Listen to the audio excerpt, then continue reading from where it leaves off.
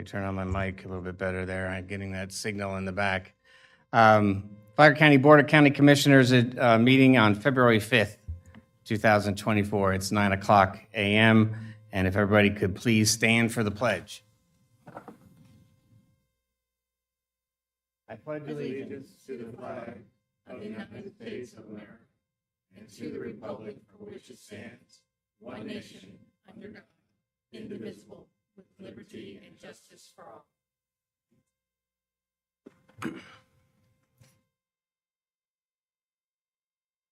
Thank you. We also take this time in the meeting for a moment of silence. We break for a few seconds of individual prayer, reflection, or meditation. We take this time to honor and remember our first responders and the men and women in the military who keep us safe locally and protect our freedoms at home and abroad. And if we could also keep in mind the families of the Cruz family from the recent passing of Melanie Cruz and the passing of Donnie Brock, two longtime residents here in Flagler County.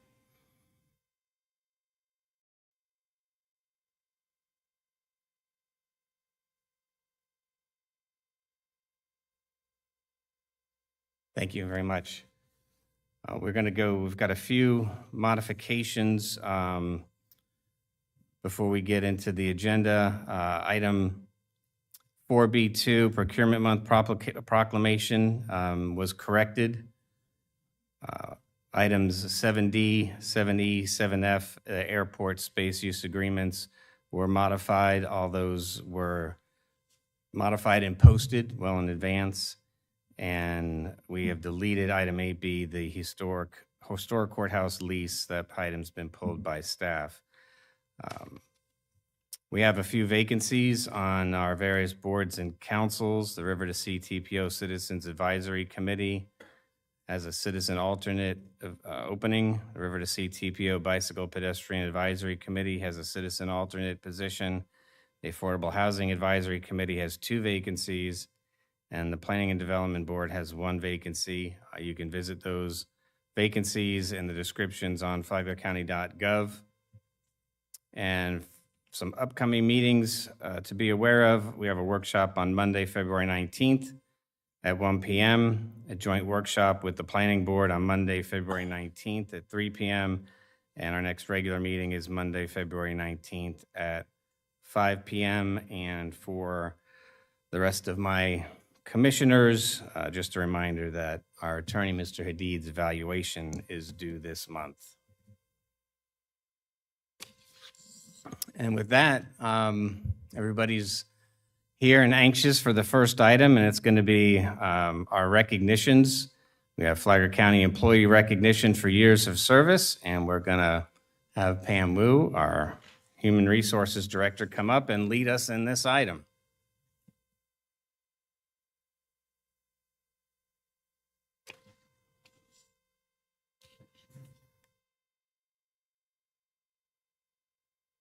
Good morning, Chair and Commissioners. My name is Pamela Wu, Human Resources Director.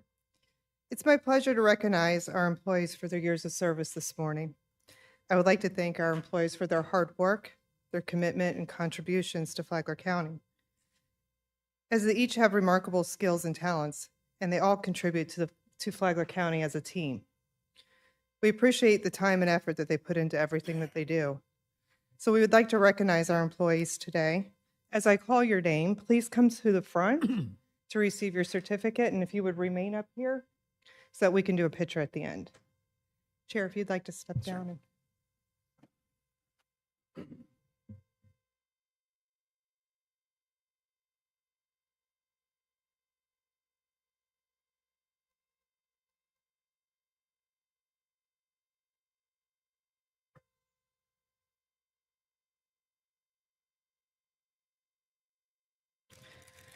For 5 years of public service with Flagler County, Jonathan Lord.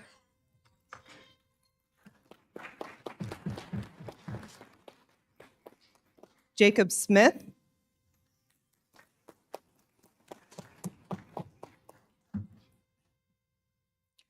George DeRose. Victoria Geisel.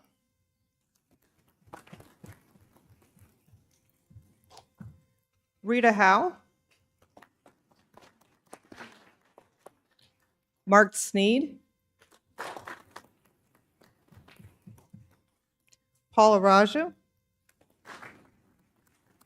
Michael Orlando.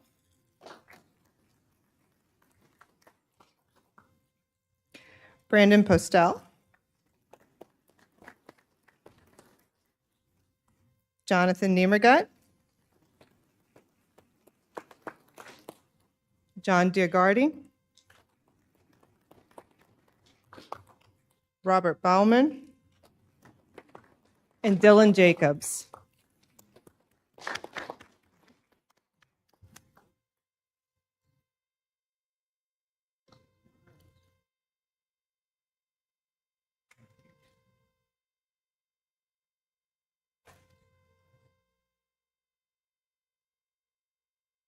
Stand up.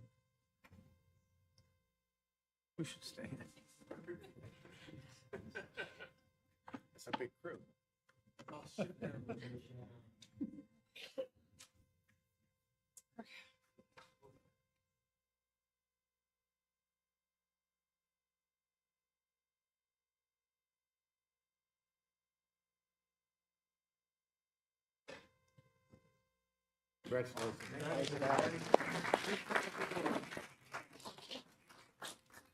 Congratulations.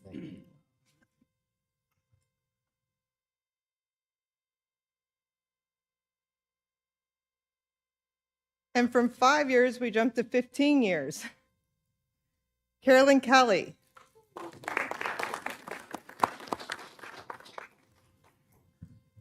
Arthur Eklund. And Michael Dixon.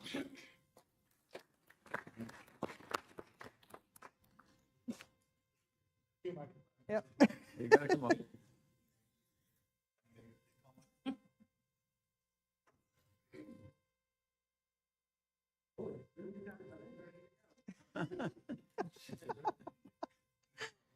Congratulations. Here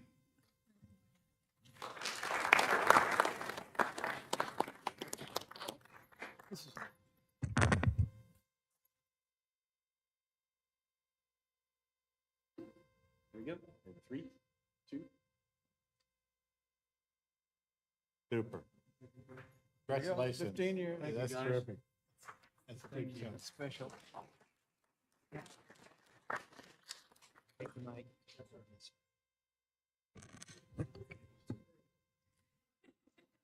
And for our next group of employees, we'd like to also recognize them with the following video. If I could turn your attention to your monitors.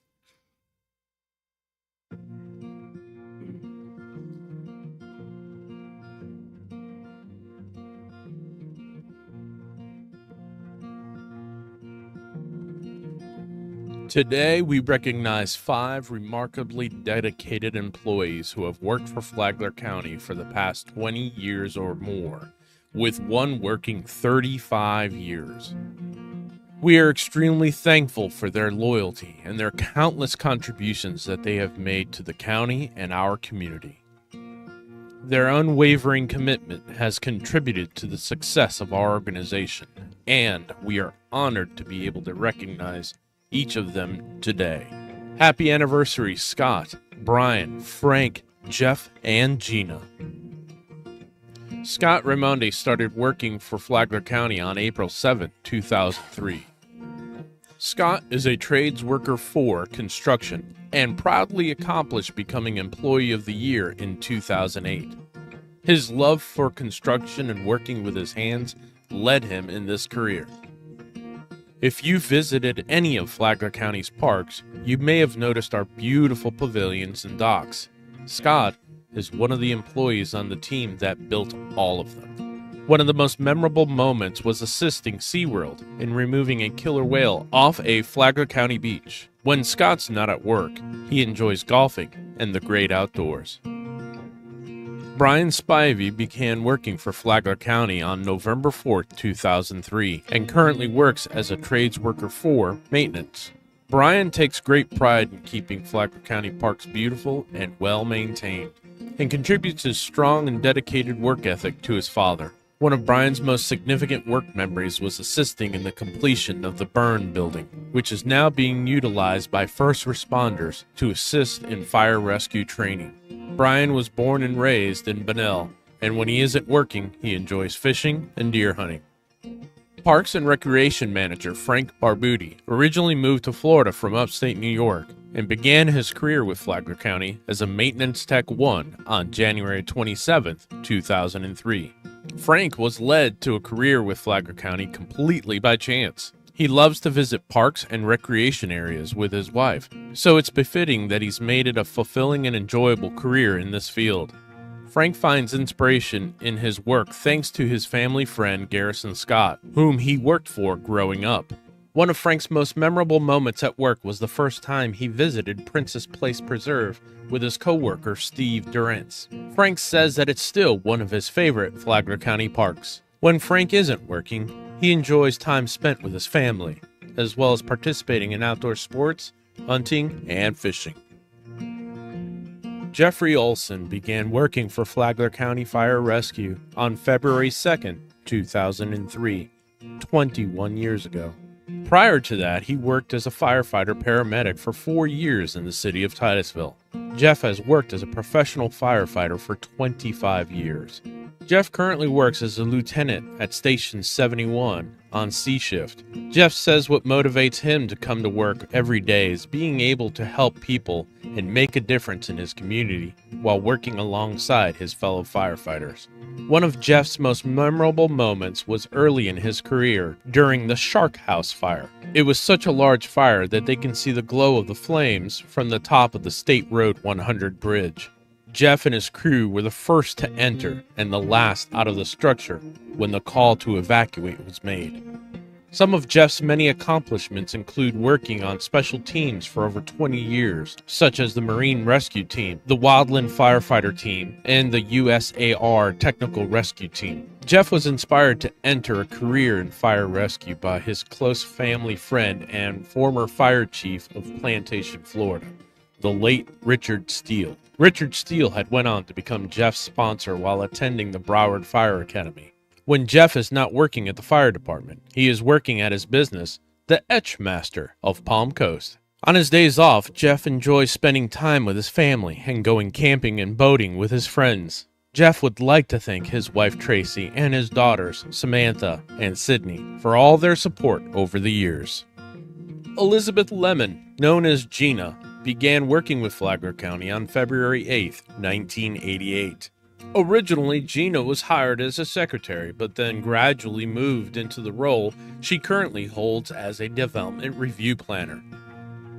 Gina initially wanted to work for Flagler County for the benefits, but after 35 years, it's safe to say she hasn't stayed all these years just for the benefits.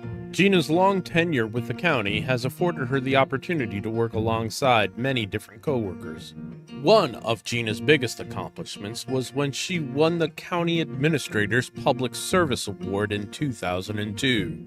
Gina's favorite work memory was participating in the second annual Flagler County Leadership Program. Originally from Flagler County, Gina's go-to activity when she's not working is spending time with her grandchildren.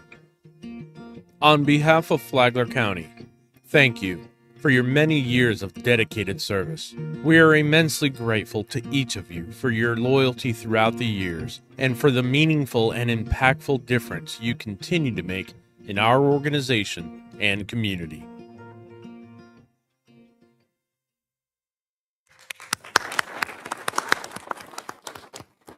Thank you. As I call your name, if you'll please come forward. For 20 years of service, Scott Ramundi.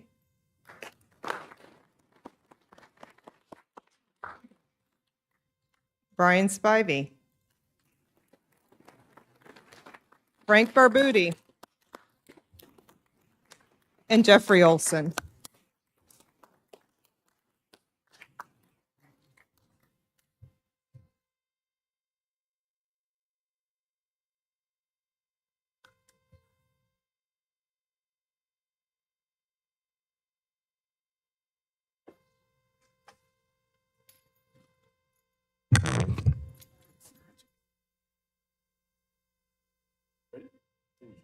2, 1.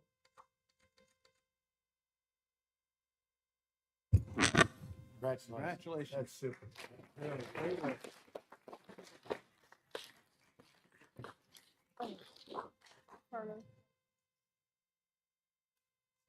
Take a picture of Jeff with the family.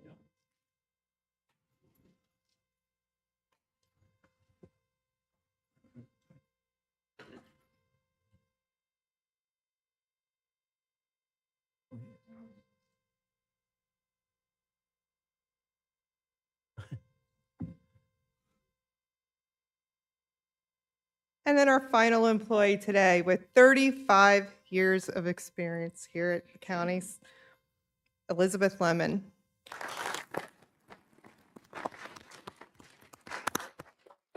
Thank you for your service.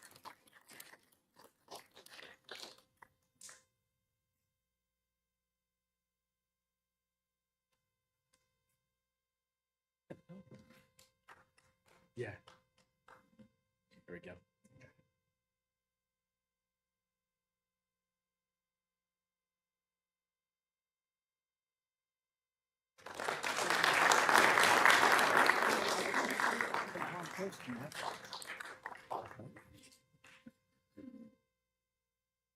So again, we'd like to say thank you to all of our employees that were recognized today and for your dedication to the county. If you all would come forward so we can take a group picture, please.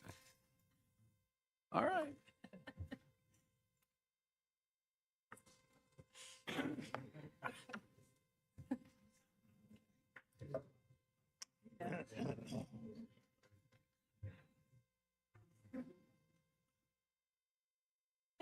I was joking when we were in the Navy for 20 years. Nobody gave. Nobody cared. You'd get an award. I don't know if you can do that. Oh, here, you want to get in? No, I'm good. Okay.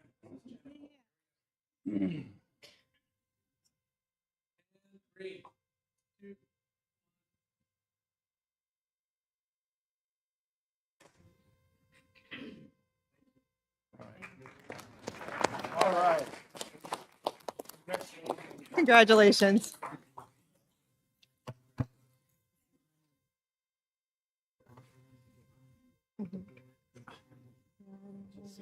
Captain, excuse me. Gina, How many is it total? here. If any of our employees that are here with their families would like their picture taken with their families, please come to the front.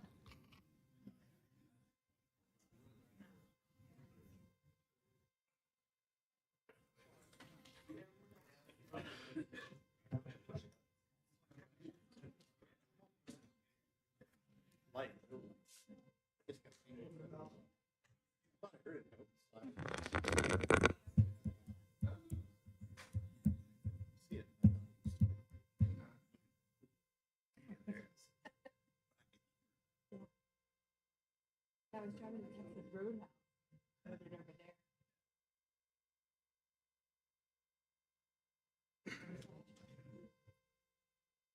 Yeah.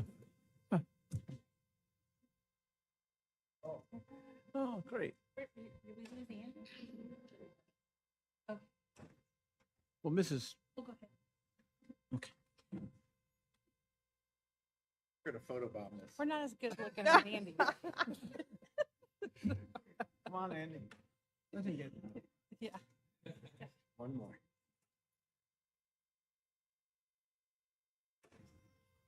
County Commission is gonna photobomb this thing. So I'll make funny faces. We're rabbit ears behind you.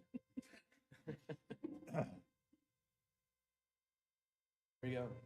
And in 3, 2, 1.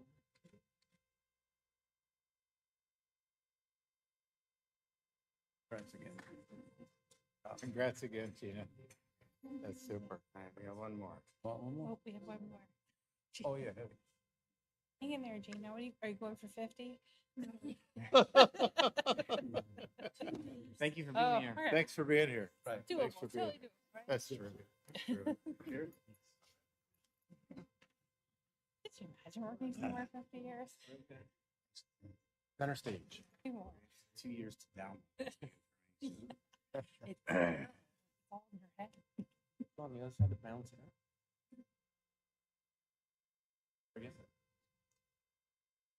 And in 3, 2, 1. Super. Great looking family. Thanks, man. Good going. Good going. Nice to meet you. Thank you, Sue. Thank you all for being here. Congratulations.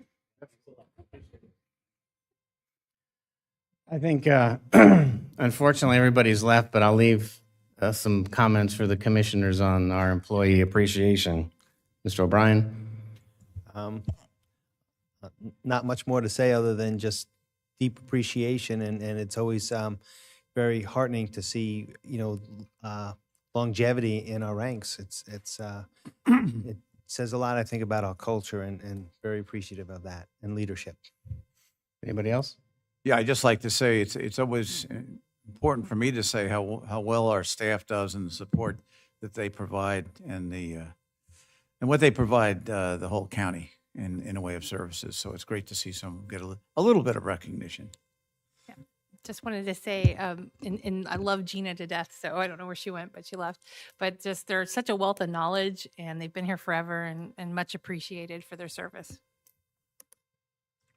Yeah, I second that. It's the knowledge, the wealth of knowledge, the background and everything. And, as an aside, I was in the Navy for 27 years, and as you pass these milestones, nobody cared. So this is really nice. This is really nice. I mean, this is significant that we can honor these hardworking people. Thank you. And I just wanted to follow up and thank staff for putting this together. You can tell by mingling this morning that this means a lot, especially the longer the employees are with the county. I think it does say a lot about the culture and that longevity, and you could just tell it was very important for them to be recognized. So thank you for that. Appreciate it.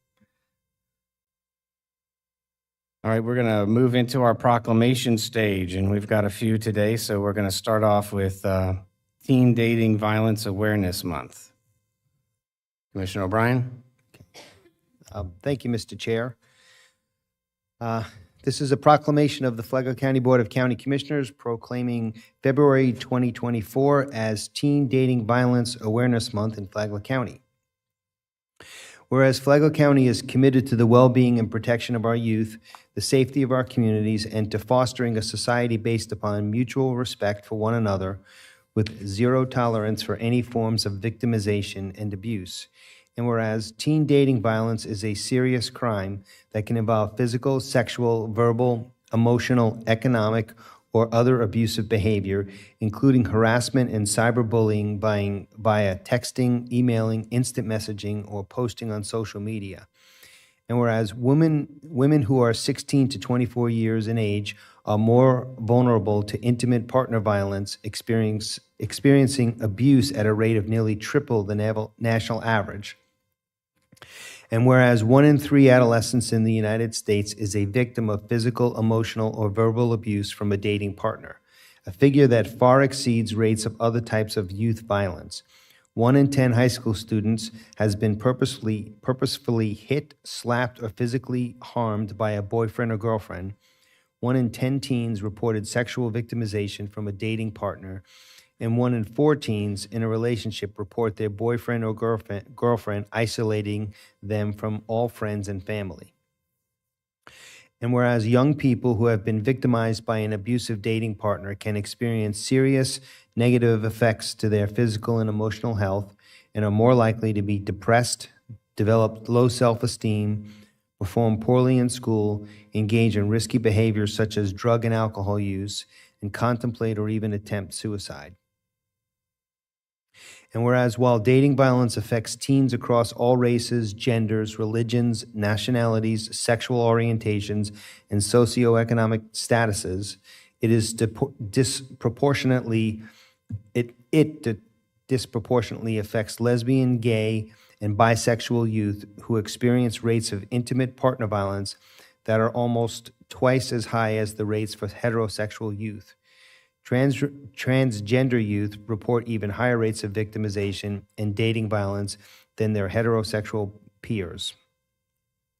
And whereas parents and guardians of victims of dating abuse are often unaware of the problem, studies show that only 33% of teens in an abusive relationship ever told anyone about the behavior, and 81% of parents responded either that teen dating abuse is not an issue or that they did not know whether it was an issue. And whereas Flagler County Advocates Alliance is working to increase public understanding of this problem and mobilize community efforts to end teen dating violence. Now therefore be it proclaimed by the Flagler County Board of County Commissioners that they hereby declare February 2024 as National Teen Dating Violence Awareness Month in Flagler County, and applaud the efforts of the many victim service providers, police officers, prosecutors, national and community organizations, and private sector supporters for their efforts in promoting awareness about teen dating violence. Adopted this 5th day of February 2024, attested to by Tom Bexley, Clerk of the Circuit Court, and signed by our Chair, Mr. Andy Dance. Thank you, Commissioner. Can I get a motion to approve the proclamation? Motion to approve the proclamation, Second. Mr. Chair. Okay, motion by Commissioner O'Brien, seconded by Commissioner Hanson. All those in favor signify with aye. Aye. Aye. Thank you. That's a great-looking group we have here. Who wants to do the introductions? Thanks for being here. Hello, everyone. My name is Kelsey Garcia. I'm the youth advocate at Family Life Center. I'm honored to stand before you to spread awareness on teen dating violence. With that being said, I would like to share a poem written by one of our participants currently in our shelter. She is in her early 20s, and she has been experiencing domestic violence from her teens all the way now to her 20s, so about 8 years. Our school has a garden tucked away behind it, always forgotten and always shielded.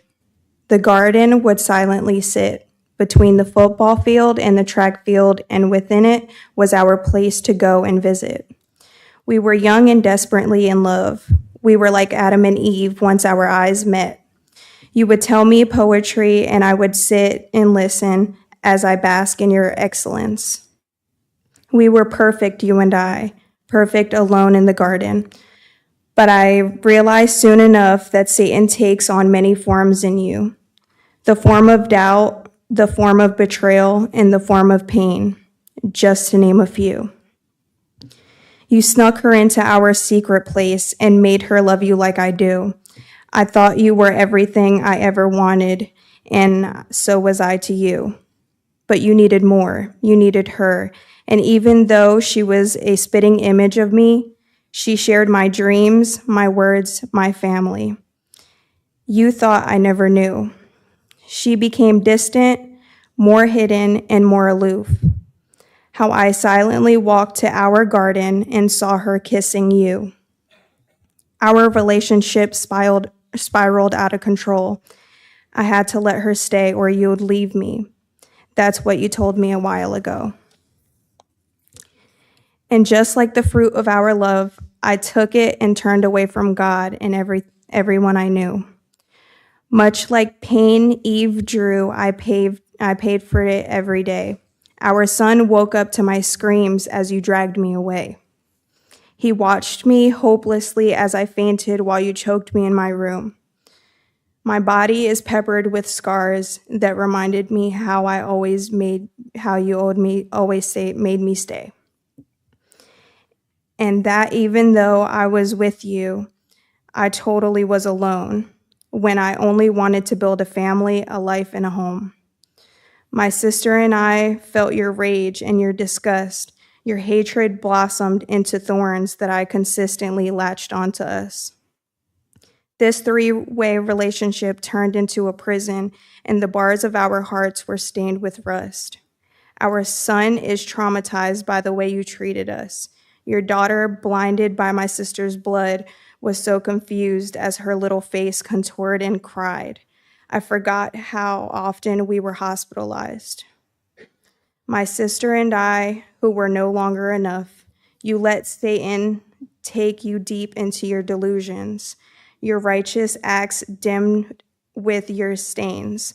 My scars ache now that we're cut loose, and my trust in my sister has never been the same. I'm left with your son and one more to come. She's left with your daughter in a distraught frame. At least my unborn child will never get to see the true monster you were in the garden, the ugly monster you became. Thank you guys for your time. And when she was telling us, me and the other advocate yesterday, this poem that she had written, it instantly brought us both into tears. And it just really takes a hold of your heart and just shows you what we have to listen to every day. And we're just happy that she's in a safe shelter right now. And we can only just hope that going forward, she stays safe. Thank you, guys. Thank you. Very, very powerful message. Any comments from the board? Did anybody else have anything to say? Thank you for your presentation. And did you get a copy of the, we'll come up for a picture and you'll get a copy of the proclamation. So everybody come on up.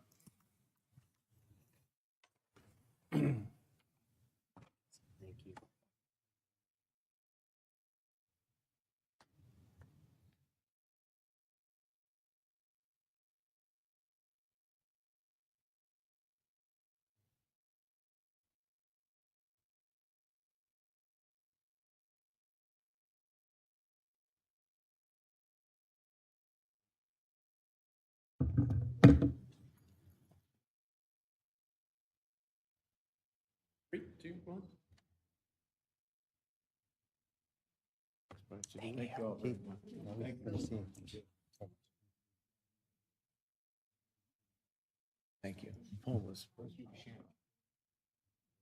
Hard to take.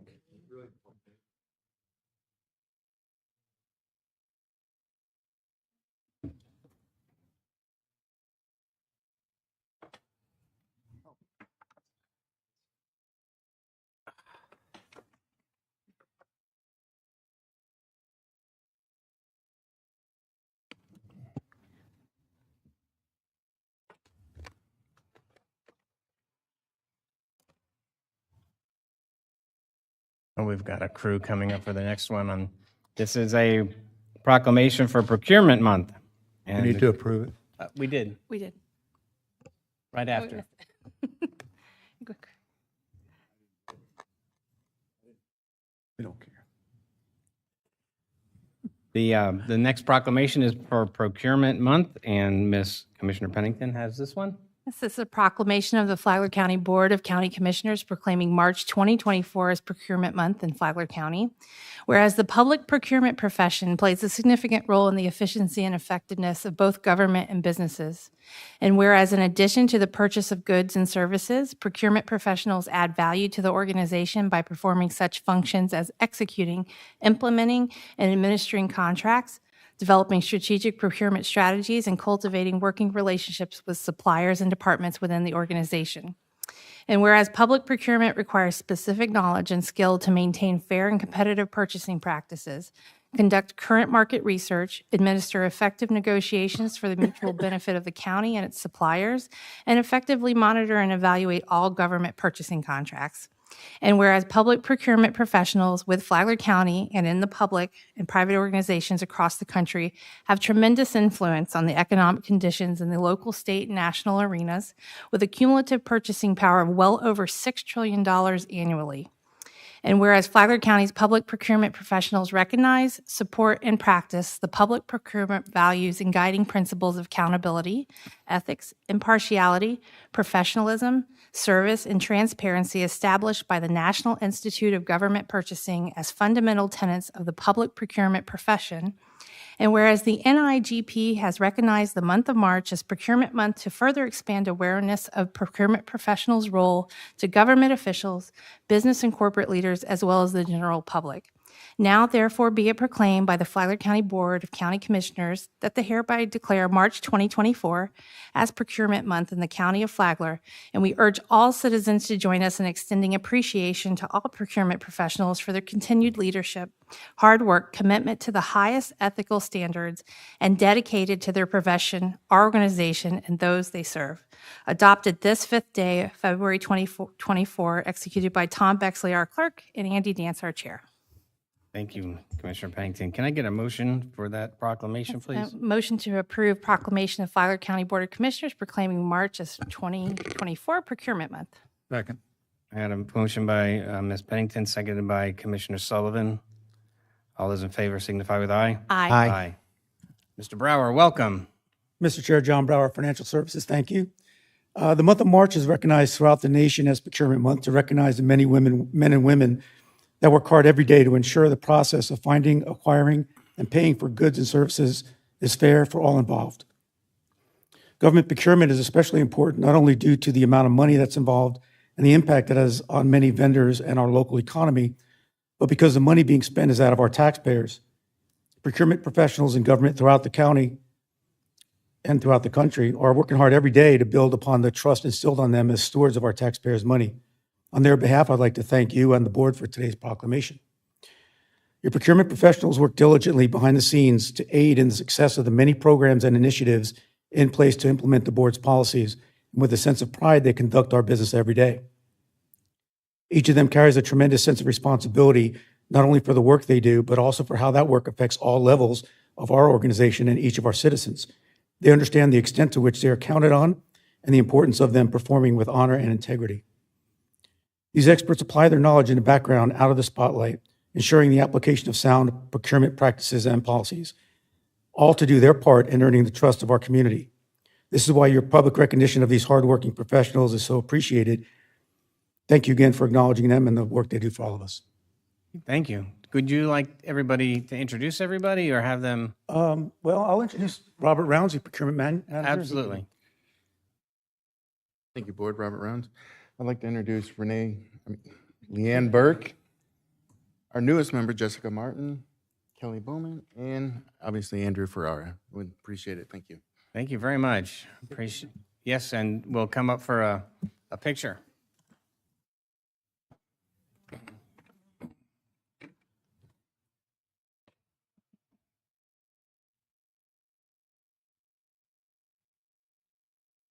Quickly.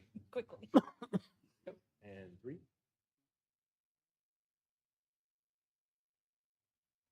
Thanks. Thanks.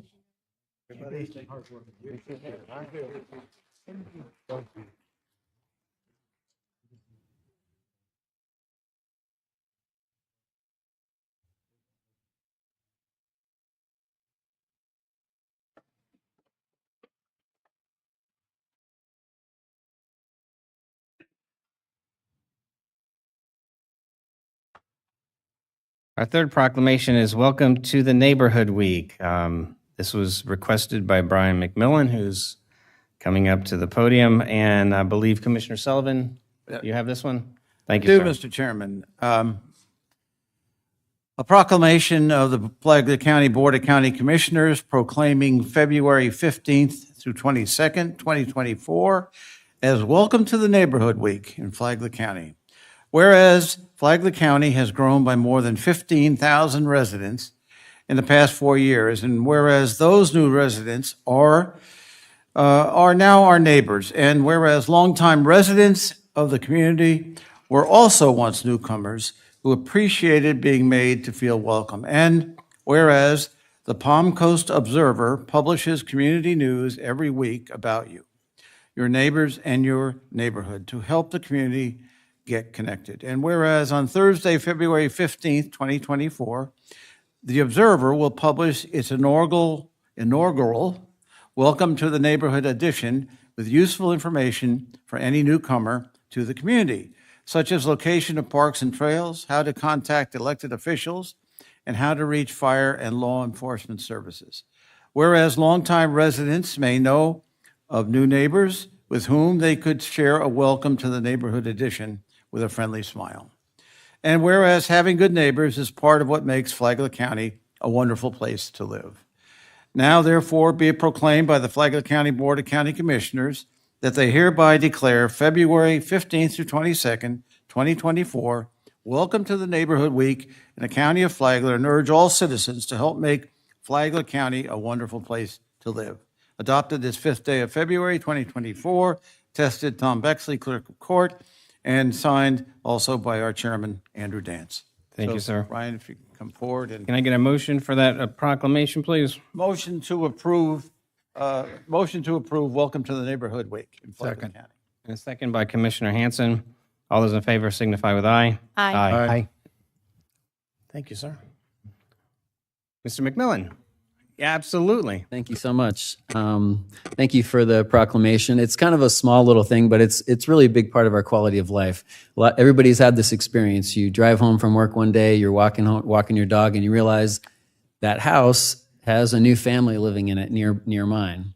And so we all do this. You think, well, maybe I'll go introduce myself, but it's a little awkward. I'll just kind of wait for the right moment, sometime to come along. Well, this is your right moment. Welcome to the Neighborhood Week. And this week, or on the 15th, next Thursday, the Observer will have this section in it. So people can pick it up, and it's for, the target audience is for that new neighbor. So you walk over and you say, hey, this came in the local newspaper this week, in my newspaper, but it's really for you. So welcome to the neighborhood. And I think that although growth is such a divisive issue a lot of times in our community, having a new neighbor hopefully is not. And it's something that we can do a good job of, hopefully, to be a welcoming place to live. So I hope everyone can take that to heart, and thanks a lot for the proclamation. Great. Thank you very much. I do think, right, from Palm Coast's culture, I think getting out to your neighbors is important, and I appreciate the effort to get us talking more. Very good. Thank you very much. Thank you. Brian, do you want a picture? Oh, You yeah. come up. You should Want a come all the picture? way up. Yeah, come Take on. a picture? Yes, come up please. to the Thank you. dais. Thank Come on up here. Go around. Walk around. Yeah.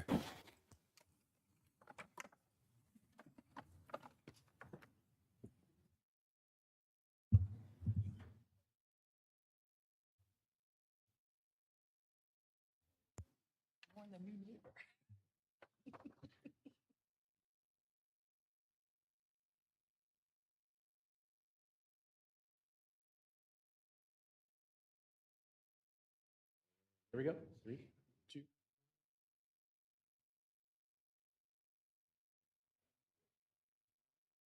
Good idea.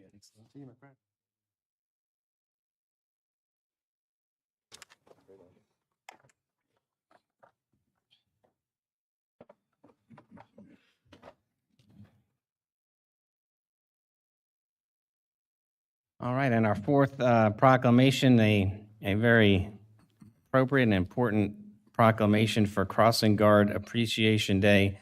And presenting this one is Sheriff Rick Staley, and reading this, Commissioner Hanson.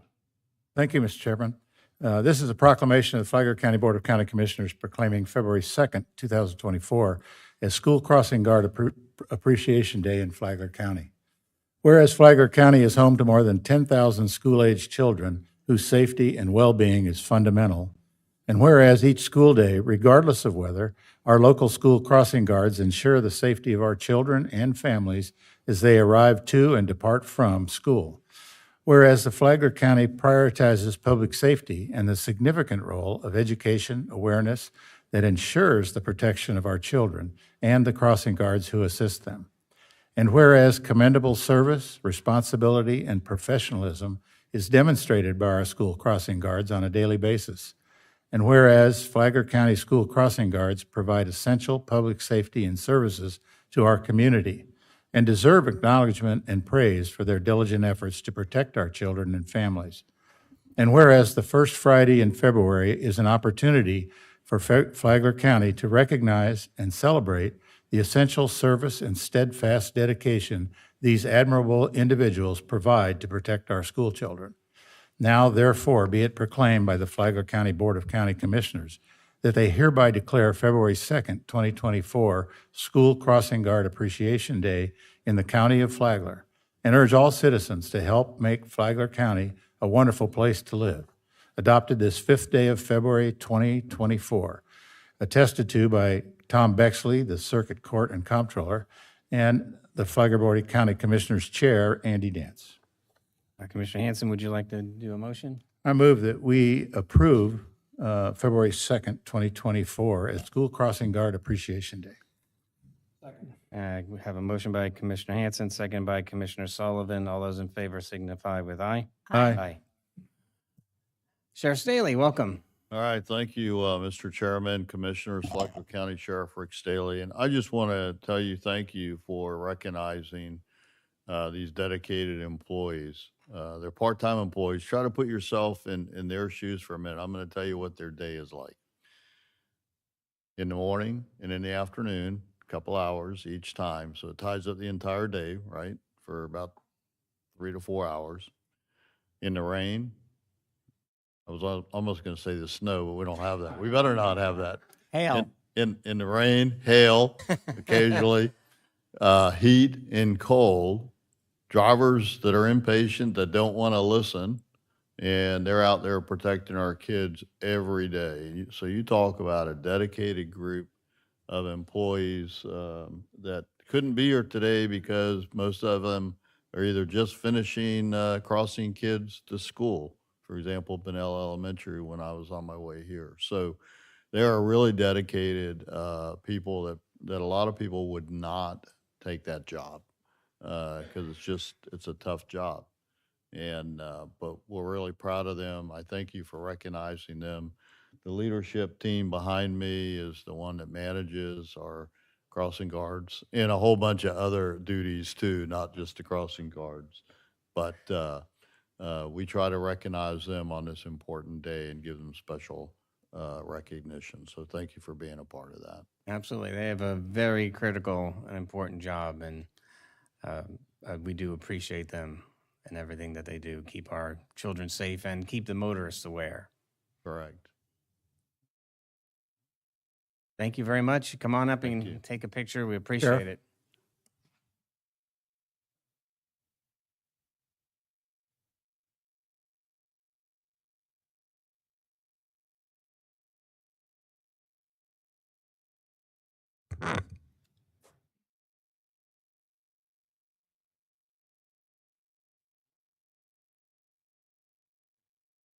Thank you, guys. Kids are very important. Thank you, Sheriff. All right. Thanks for doing it.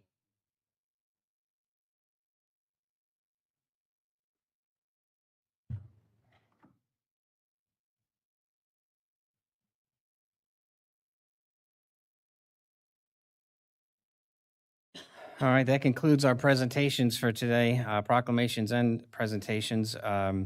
We're going to, at this point, go to community outreach. This is a 30-minute period. It's been allocated for public comment on any consent item or topic not on the agenda. Each speaker will be allowed up to 3 minutes.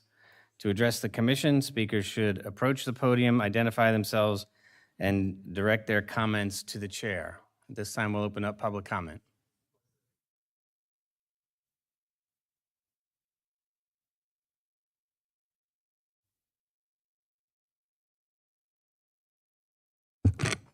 Good morning, members, Mr. Chairman. My name is Tom Hudson. I live at 140 Habersham Drive in Flagler Beach. It's unincorporated. Morning. I'm speaking today on your quasi-judicial motion that's going to be coming up later on the impact fees for the roundabout on Old Kings Road. We started this way back on March 8th of 2022. We've been fighting this effort to abolish the thought of putting roundabouts on Old Kings Road. This is our last bastion of hope that you will not create a policy of instituting roundabouts.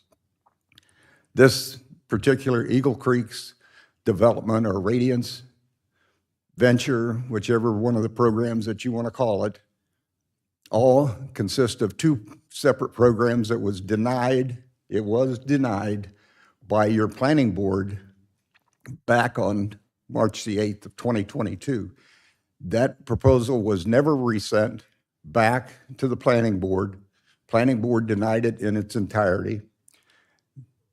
Your county staff said that the reason they wanted to go for the roundabouts is for safety issues. And they always say they use US 1 as their guide of how this thing would work. Those of us that remember when White Eagle was at Old Dixie Highway and US 1 and the years up to that, we never had a fatal accident. They put the roundabout in less than 2 years, we've had a fatal accident at that roundabout. Is it safe for Old Kings Road? We don't know. Nobody knows. What I do know is the residents in that area do not want roundabouts. If you take this Eagle Creek's development and you start a policy of roundabouts, there is a second roundabout in this same PUD that was denied. They're not two separate PUDs. It was one PUD. Your staff brought it back and with the developer created a split PUD. So you have a north end and a south end. This roundabout is for the south end. When the north end comes about, if you look at the original map, there is another roundabout 3/10 of a mile from Bulow to the Polo Club. So I would hope, and our residents hope, that you just deny it outright. Let the builder put in the right intersection that he should have in 2014 that he agreed to, 66% that he was going to pay. Don't use or don't allow that builder to enhance his entrance using our impact fees. So I again ask you as our last bastion of hope, deny this outright or put in a public policy that you're going to do it in all of the new developments, that this is what's going to be Flagler County's policy. Thank you. Thank you. Next speaker.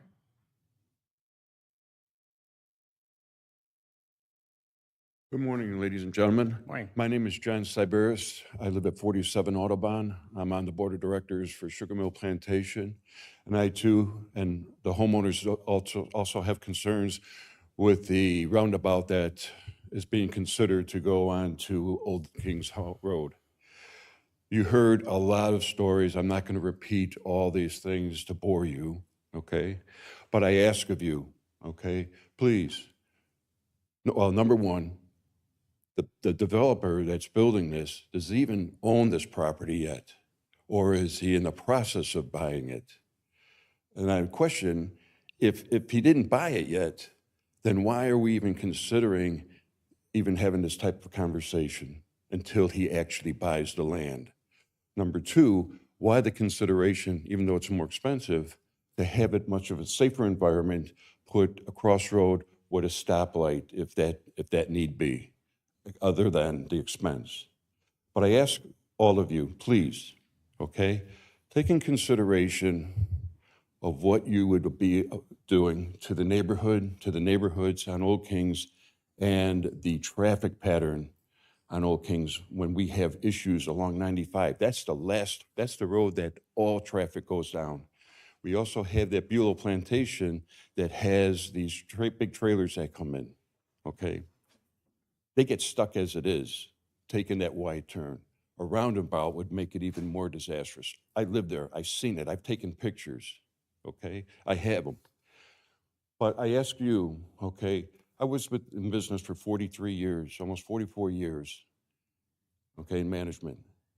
One of the things that I did to really make sure that things were right, okay, besides actually visiting and doing what you should do, visiting, I always looked at four things.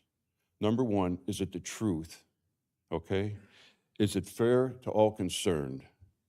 Number three, is it beneficial for everyone, all concerned? And four, will it build goodwill? And I got to tell you, you put that roundabout in, you don't have any of that, okay? So I ask you, please inspect, please look. Don't go and just make a broad, okay, I motion this, I second and third. Please, Go there, take a look, see, talk to law enforcement when there's issues and you have the traffic problems, okay? If you do that and then you decide whatever you decide, at least you know in your heart, we know in our heart, okay, that you're making the best decision for everyone, okay? Thank you. Thank you. Yes, sir. This is going to be discussed. So we'll wait till then. Absolutely. I didn't catch that, but thank you. Items for on the consent agenda or are not on the topic, we'll have public comment for that, and I did not catch that. Thank you.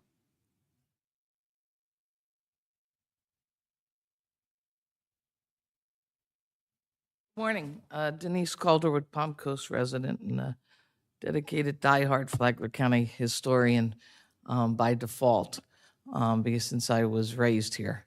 And I call Palm Coast my home, even though I was born in Philadelphia, the place where brotherly love and people, actually expect people to get along and break bread together and actually, collaborate as opposed to control. And the issue I want to talk about is the Flagler County Courthouse. Obviously it's going to be the school that is there and has been there is going to be leaving, and that is an issue that's going to be addressed to you all.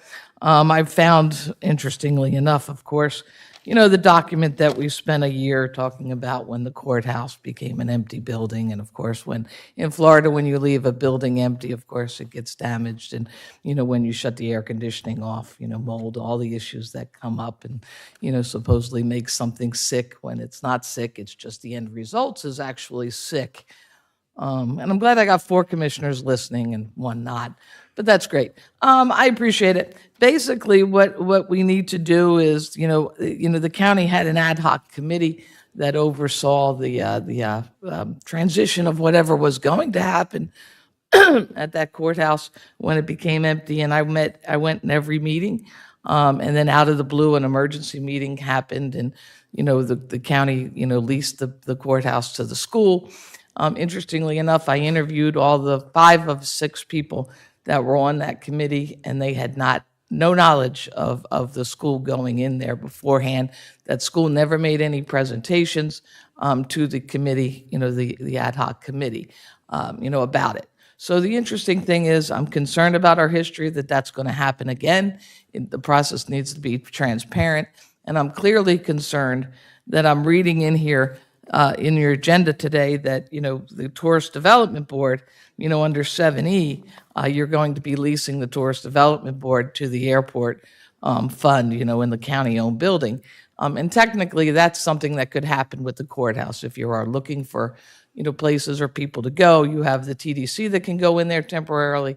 You have the City of Bunnell, the Historical Society, I know wants it, and they have a comprehensive plan. It can be funded. There's plenty of not-for-profits that are interested in it. So please do not allow that courthouse to become empty after May. We need to move somebody in there even in a transition. And yes, the county wants to go ahead with tourist development, build a whole big tourism thing, which I'm fully supportive of. But it's interesting when you read the justification, it states in there that it's for tourism. And a courthouse is a great tourism feature. And 3 counties in the state of Florida have it as tourism. We toured one. And then across the country, there is tourisms and courthouses. Thank you very much. Thank you.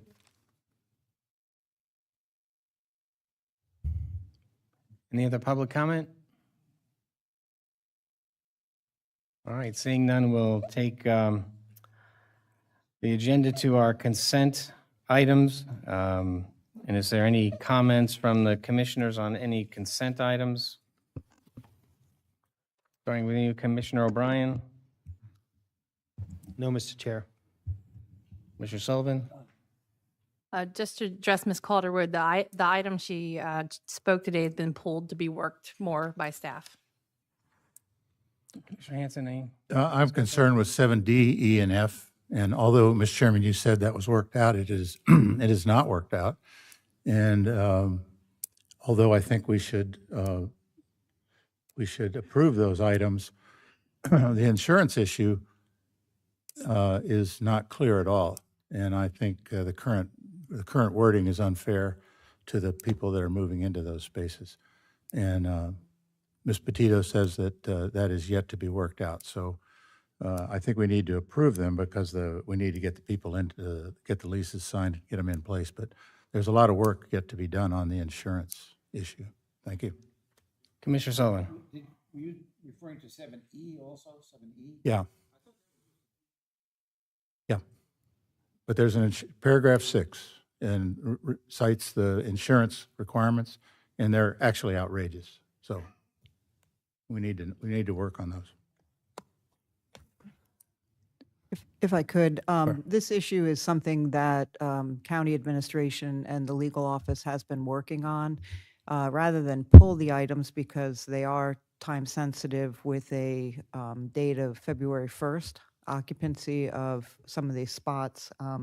What we were asking for is for the board to consider and approve, but also authorize myself and the county attorney's office to finalize the terms as to the noise, insurance, and notice.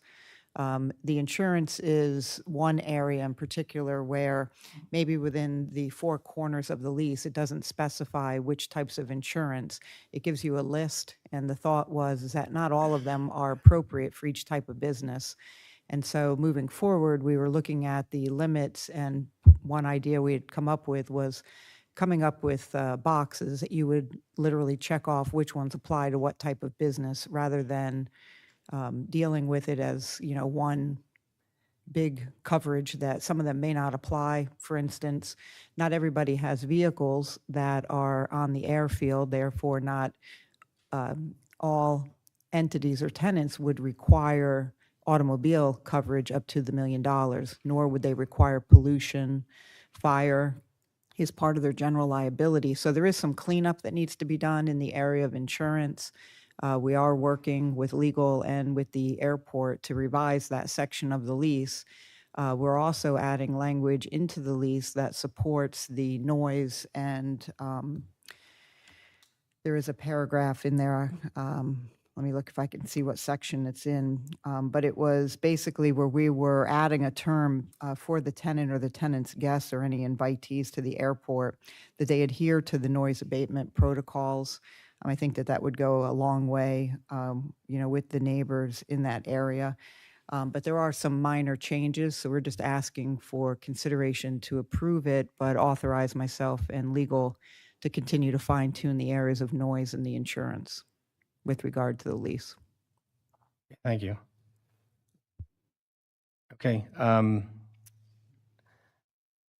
don't have any comments, so is there any items to be pulled?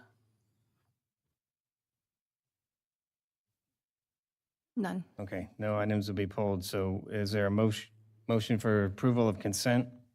Move that we approve it. Move that we approve the consent agenda in total. Second. I have a motion by Commissioner Hanson, second by Commissioner O'Brien.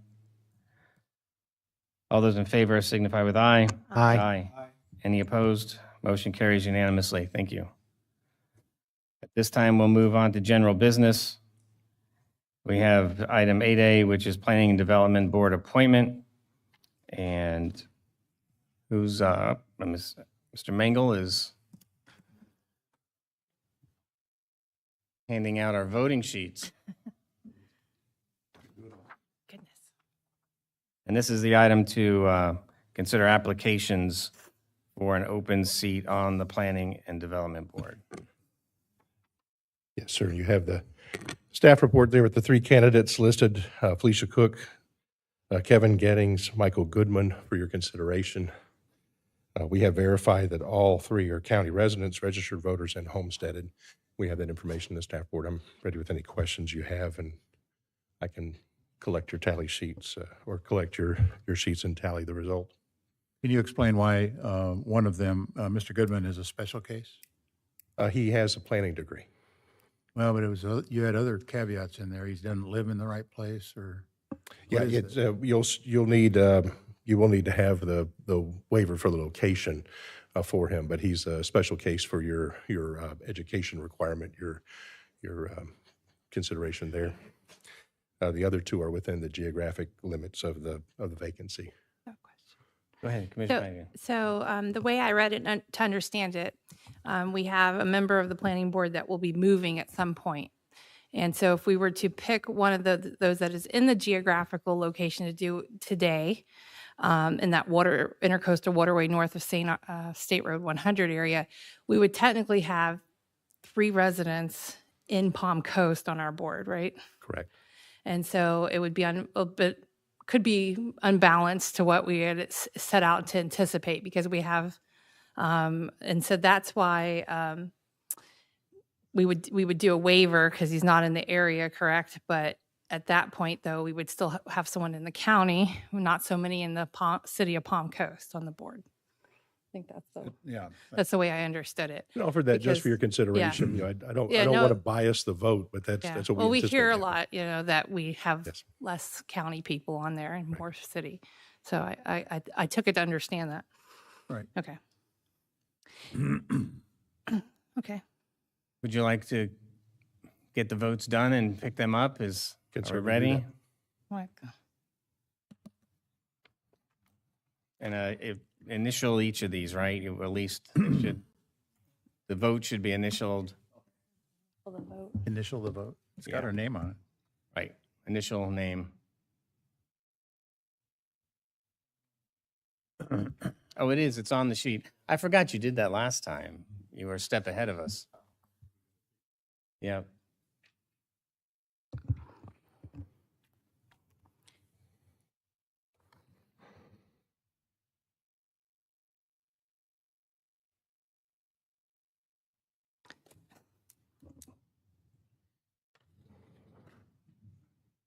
Through a vote of 4-1, you have selected Mike Goodman. The one vote was for Felicia Cook. I did want to say we have another opening, I think, possibly coming up, and they were Yeah, good next meeting. candidates. So if it possible, and that's an at-large seat.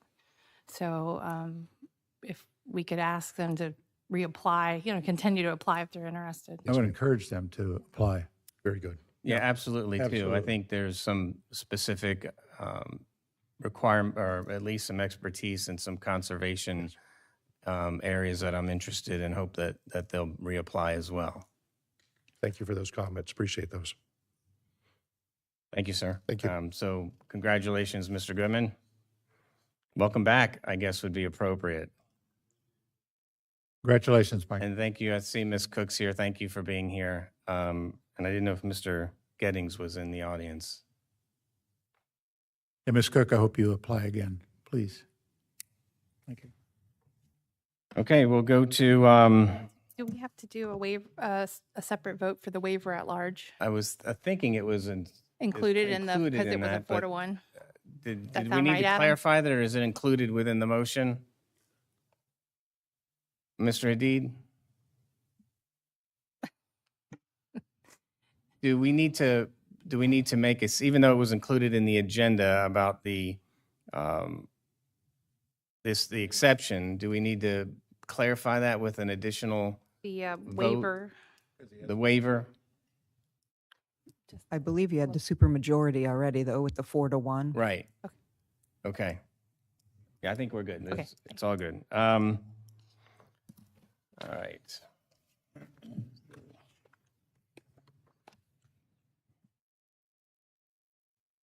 All right, so the next, we are not doing, it was pulled on the courthouse. We're going to go to quasi judicial. This is Transportation Impact Fee Credit Agreement with Venturate LLC for Radiance Planned Unit Development Roundabout on Old Kings Road. This is, again, quasi judicial, so ex parte disclosures. I'll need to ask each of you for any disclosures on ex parte communications. Commissioner Hanson, I've had none, sir. Commissioner Pennington, none. Commissioner Sullivan? None.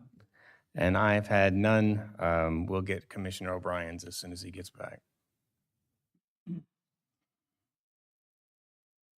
We want to wait on his return. You want to wait on Commissioner O'Brien, or? I think you can go ahead. We'll get his disclosure as soon as he comes back.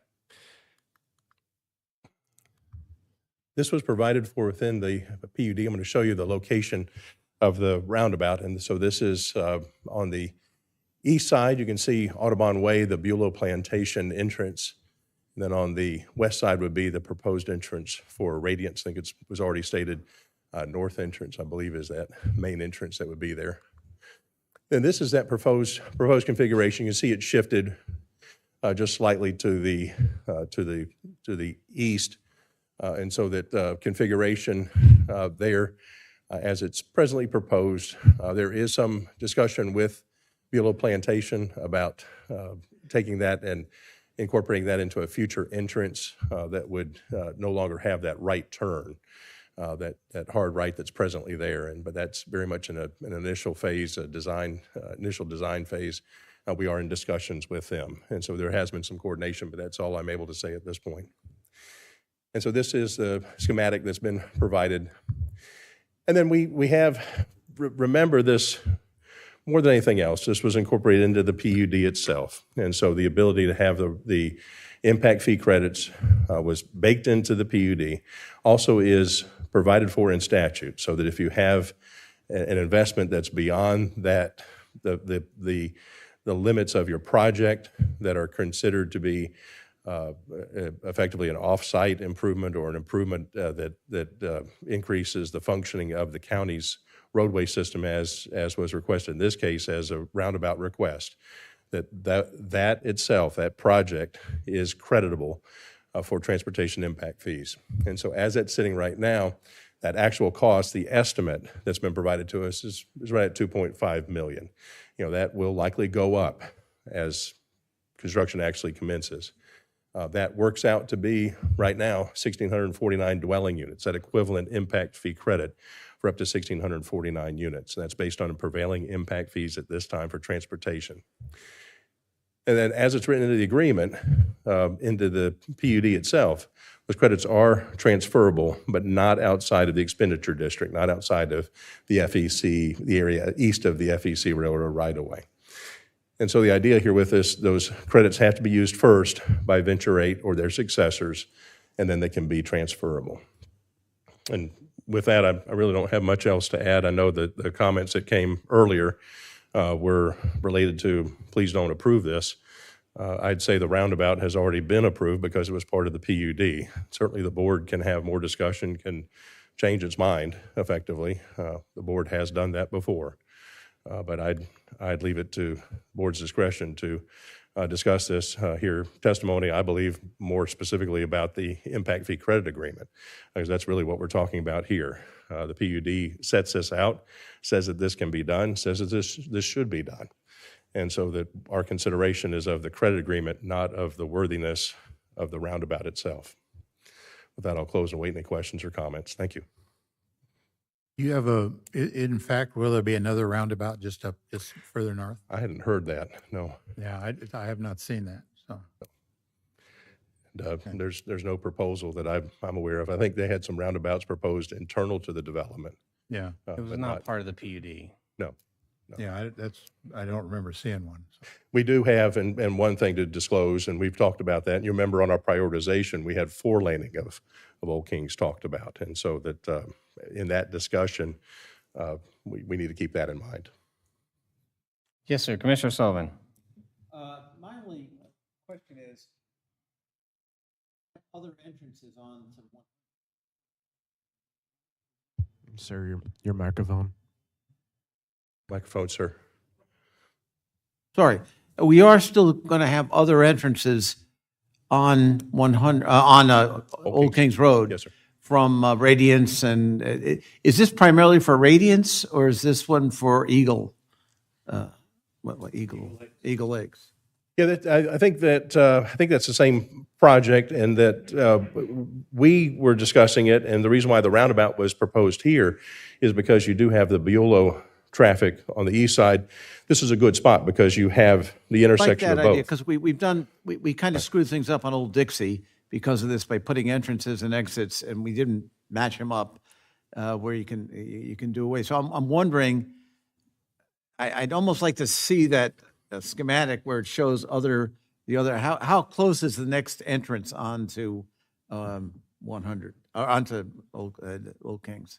In some small part, I mean, you can see, and part of what we were talking about with Bulow is that you can see these two other entrances to the north here, and part of that is vacating those. I think one of them goes to their existing utility plant.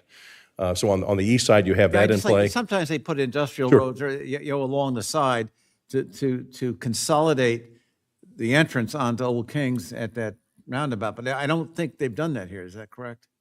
No, sir. Well, and you can see, let me make sure I think I'm answering your question, but you do have that restricted turn lane here. So you can see the gore striping.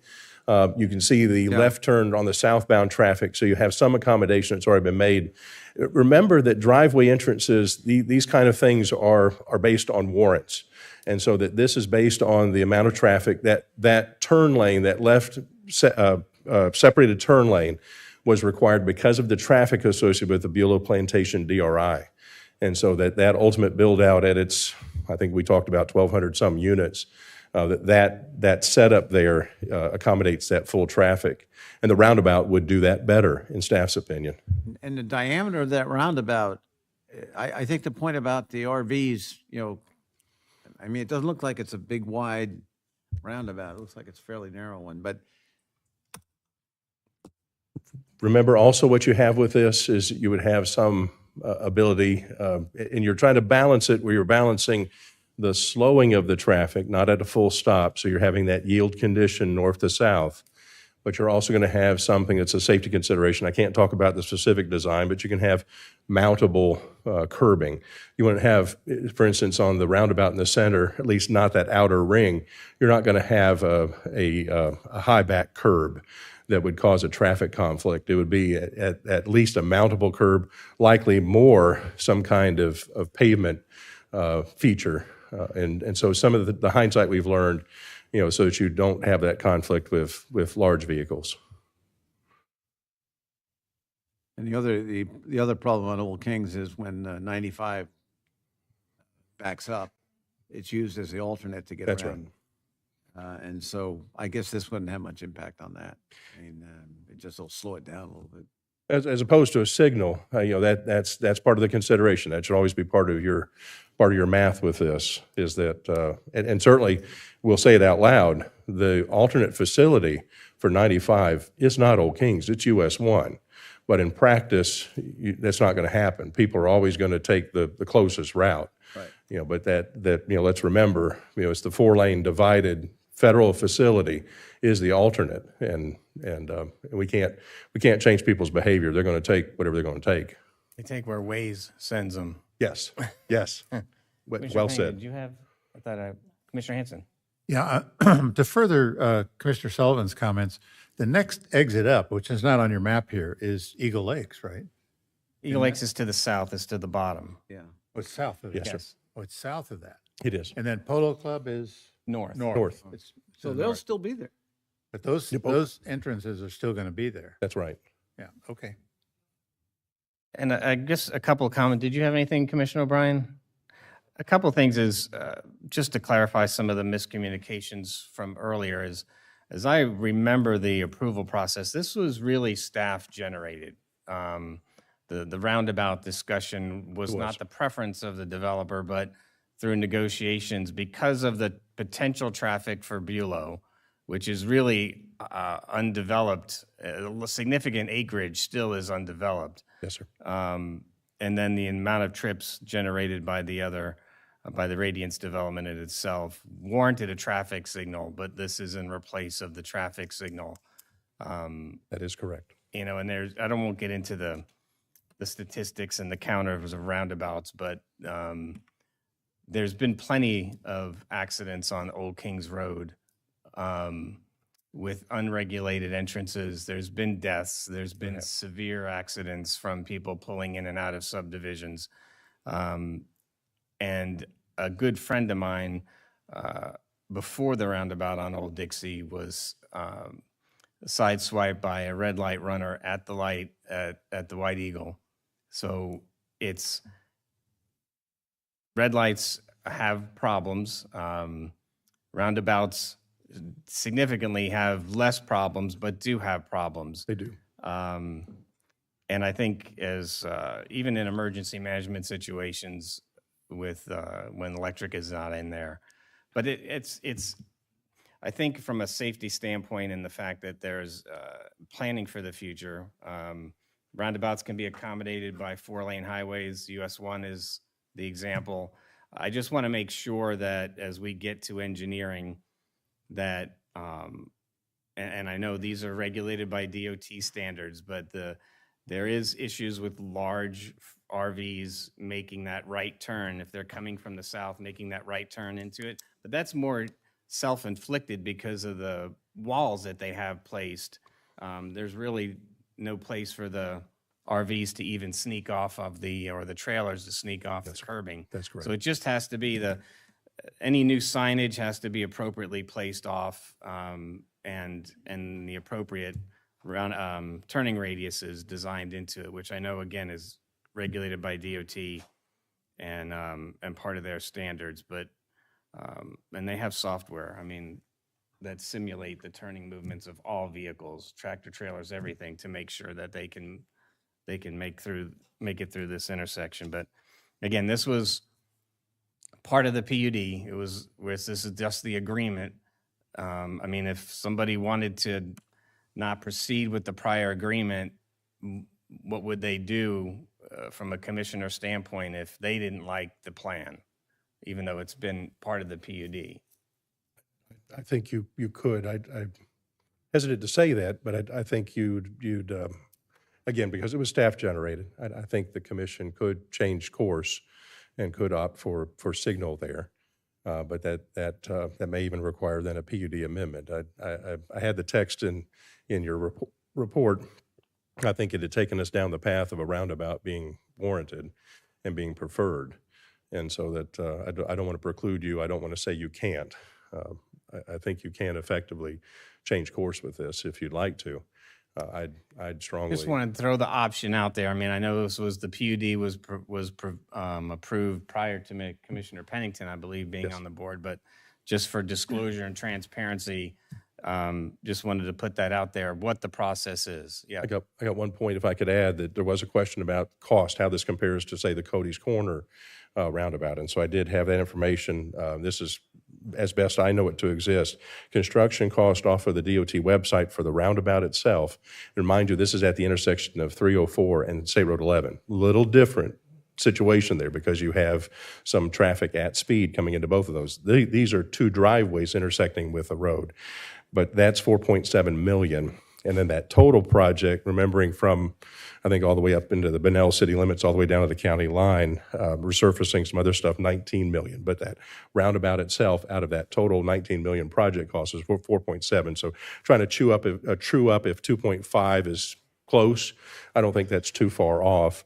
Remembering also that DOT has a bit of a fudge factor built in because it's government that's doing the work, so at 4.7 million. So I think your 2.5 is fairly accurate. Yes, sir. Commissioner Sullivan. done. No, I'm done. Go ahead. I think I've heard that the Matanzas Route 1 roundabout that we put in recently is going to go away because it didn't work. And there's more expansion there. And that kind of is narrow there for trucks getting around it. So, and I'm sure that was built to DOT standards. That's my only point here.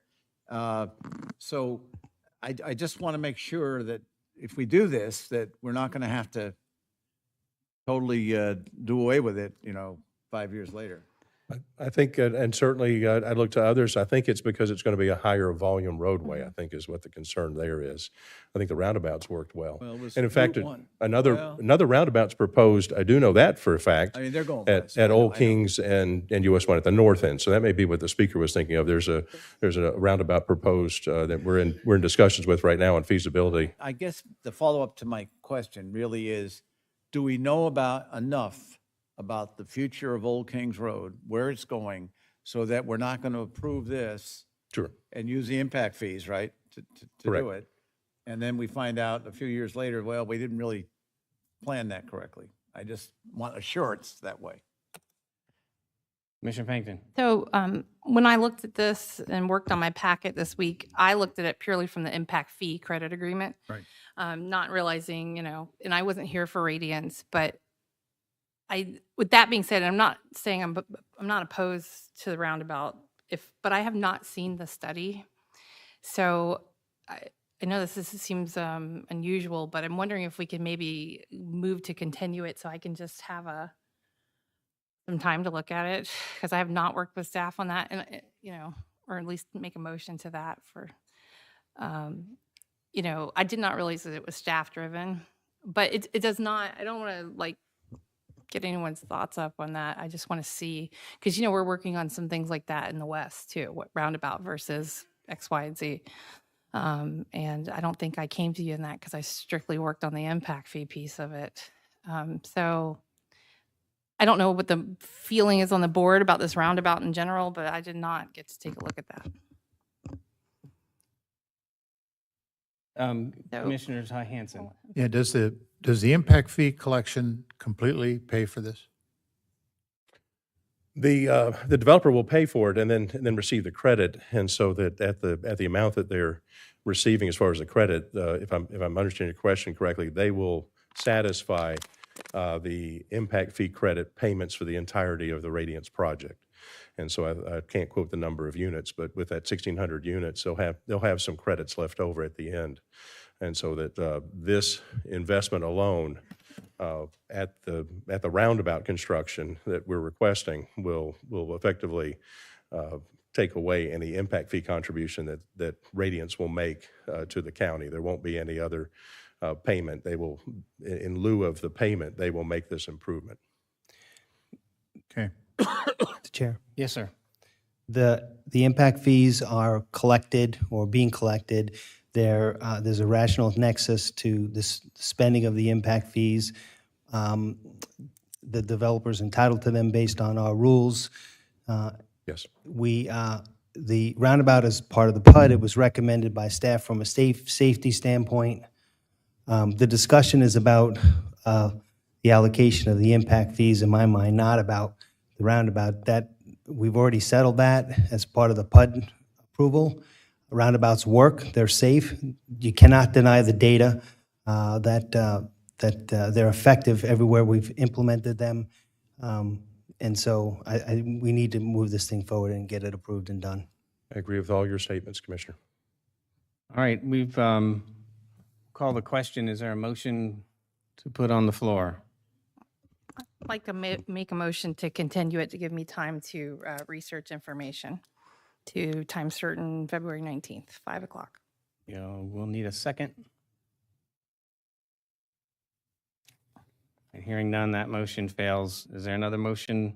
Mr. Mr. Chair, Chairman, I move that we approve item 8C. A Second. motion by Commissioner Hanson, Second. second by Commissioner O'Brien. All those in favor of, Do we need to have public discussion, sir? we'll keep it open and public comment. Thank you, sir. Getting a little ahead of myself. This time we'll open the item for public comment. Please come to the podium and introduce yourself. And Thank you, Mr. Chairman and members of the board and Mr. Mingle. To have a couple of things to add to what Mr. Mingle said. This is the fourth go-around for me on this, Mr. Dance. I think you was back at the original hearing on this way back when we had it at the Hilton, when the developer first come out with the Eagle Lakes for this development to come. Then we had the planning board on March the 8th of 22, where this PUD was denied. It was denied 4-1 vote, the entire PUD. The PUD went back because there was too much questions, and even one of your board members raised the question of the roundabout, that it shouldn't been in there. Those maps that Mr. Mingle had, that he displayed to us, I don't have one currently, but the northern part of that wasn't north at that time. It was all Eagle Lakes. Eagle Lakes north and south does not have a connector road between the two of them at that map that he displayed. There was a north one and a south one, and the north one Mr. Mingle says that he doesn't remember, but there is a roundabout at Bulow and at the Polo entrance. If you go back and look at the maps that the builder and Mr. Mingle provided, there is on the northern end, which is now amazingly from Eagle Lakes, it's called Radiance. Because when it went back after the 8th denial, they split the PUD. Instead of having two hearings on the North PUD and the South PUD, they let the original PUD go. But there is, if you look at those maps from Mr. Mingle that he supplied and from the developer, there is a roundabout on that PUD. Secondly, when they designed this, there is no bicycle paths, and there's bicyclist clubs use that every day. There is no sidewalks in this new development that the builder just decided to finish back on the original Eagle Lakes. So you've cut out the sidewalks, you got a 2-lane highway, and in the future, there is a contingency, even though it's 22 of 23 items for improvements, that is going to go from a 2-lane to a 4-lane. So they're going to put in a 2-lane roundabout. So when this comes up for improvement somewhere down the road, they're going to have from a 2-lane to a 4-lane. You have the option of abolishing this. This was the staff come up with this idea, not the builder. They can go out to the stop sign like the rest of our developments along there. You know, the idea that it's safe, how safe is it? They keep throwing up US 1. US 1, 2 years and you had a fatal accident. I remember when the White Eagle was down there, there was no fatal accidents when the White Eagle bar was there. So again, you have the ability to change this. Change it now, not in the future. Thank you. Thank you. Any other public comment for this item?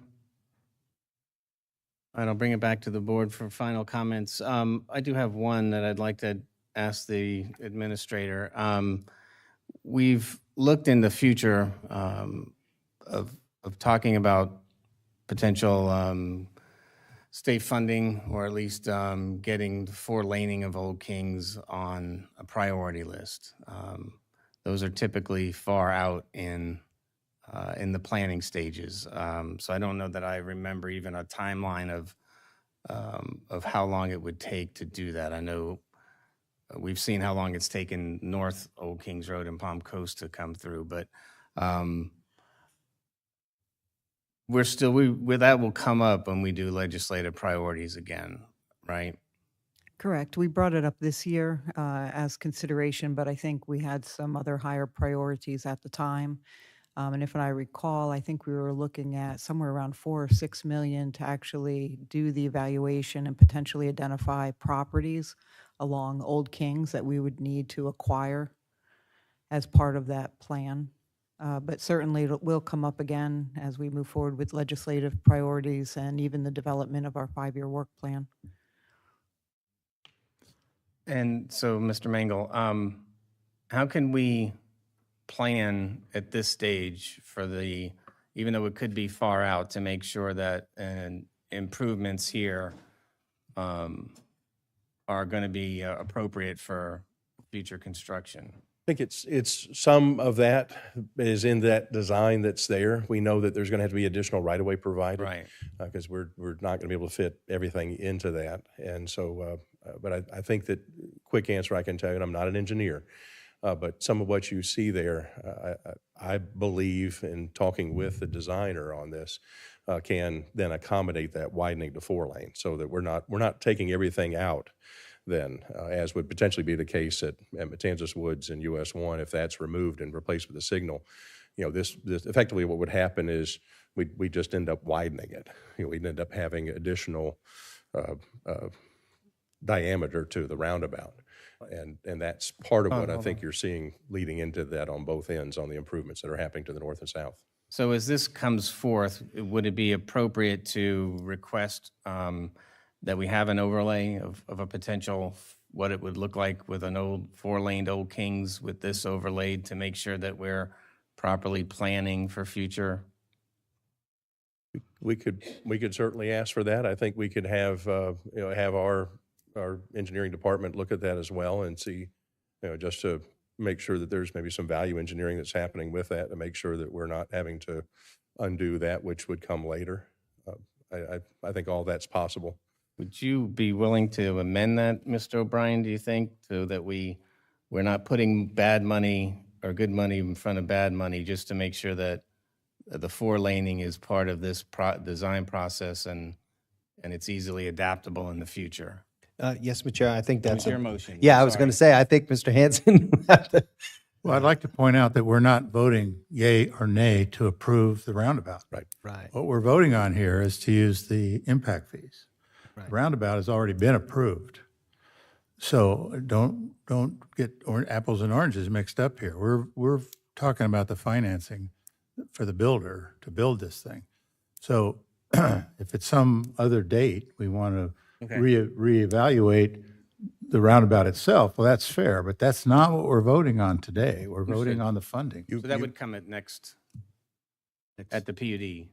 You will see this come back. And so remember, you've got final plats at least on this that are coming back. So that, and that's the time, I think, for us to have some more finality with this. Again, that 2.5 million, remember what I said, that is not at all written in stone. That's an estimate.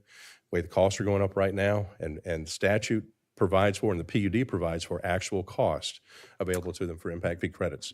Quote me now, that 2.5 million will not hold.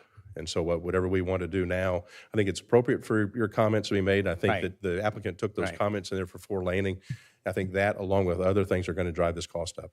I appreciate your comments, Mr. Hanson. We'll keep it as is. Yeah, Mr. Sullivan. That's what I was interested in. I think we've explained it. My thought to the way I look at it is, we don't want to build houses. When the houses go in, that's it. Then we're back to red light. You won't be able to expand the roundabout. So I think it's a good question, including property purchase and property reservation. So if it does go to four lanes, you got enough room to expand. Because once you put houses there, then it's over. All right. We'll get another shot. We've got a motion. Commissioner Hanson, second by Commissioner O'Brien. We'll call the question. All those in favor signify with aye. Aye. Any opposed? Opposed, nay. It's 4-1. Thank you. We will move on to consideration of fiscal year 24-25 budget guidelines and calendar.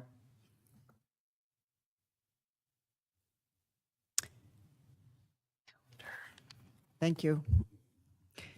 Thank you for allowing us to share the fiscal year 25 budget guidelines and calendar with you. I'll be presenting this today, but I do have our financial services team here as support. Let's see if this works. There we go. This is the agenda for today's pre-budget discussion, and we'll go over each one of these items in a little bit more detail. The first one is the budget focus, and so our budget is going to be created with a focus and in support of our strategic plan, considering economic impacts, financial feasibility, optimizing our resources, and leveraging available sources of funding. We're going to continue to be mindful of those economic impacts that we face as we move forward with some degree of uncertainty.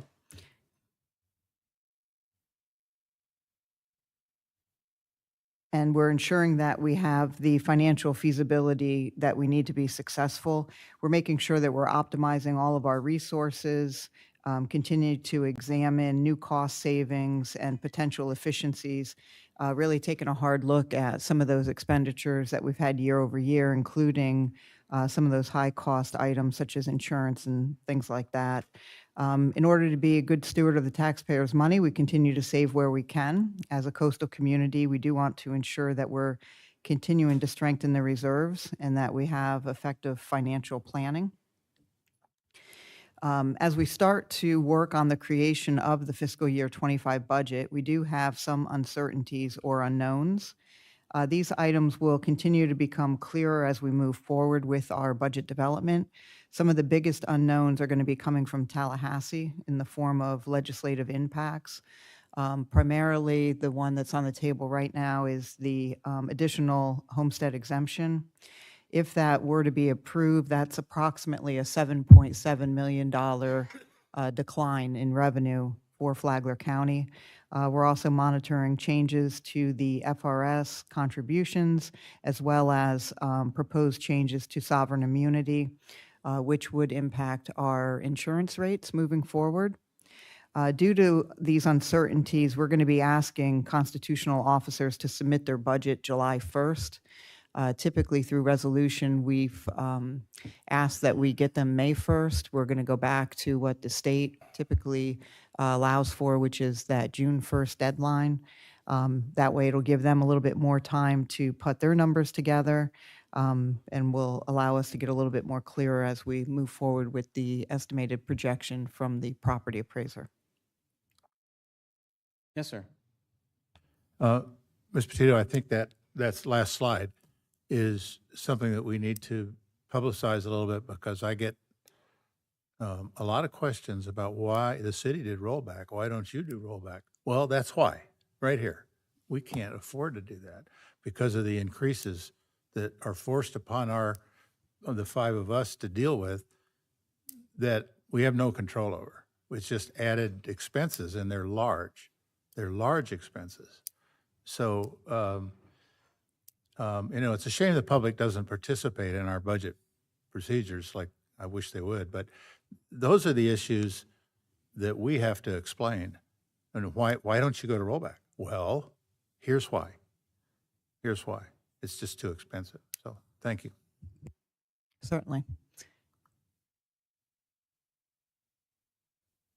So as we move forward with the budget guidance, from what I've received from the board, we are looking to reduce the millage. I know the first one says flat or reduced. I've heard it both ways. We are looking to reduce the millage, but I know with the uncertainty of those legislative impacts, we're going to do our best to reduce the millage. We are having a focus on deferred maintenance while also increasing our reserves. We are a coastal community. We are creating a transition plan for those legacy expenditures and how to unwind those.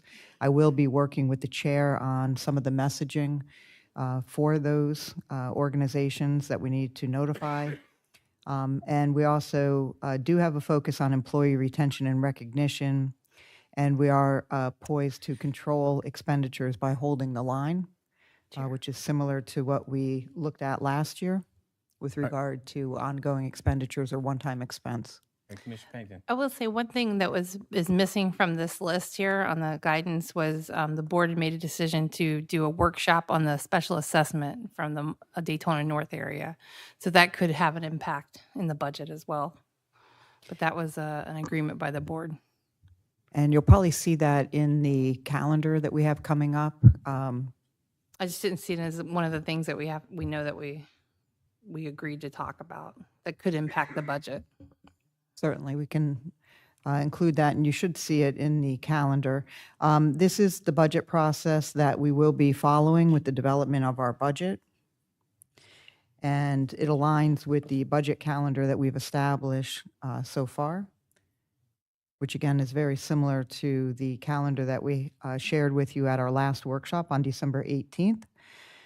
This calendar also follows a same or similar format to the one we had last year, which will provide a dozen or so opportunities for the public to provide community input, also reflecting a series of dates and deadlines with external public meetings shown in blue and internal shown in green.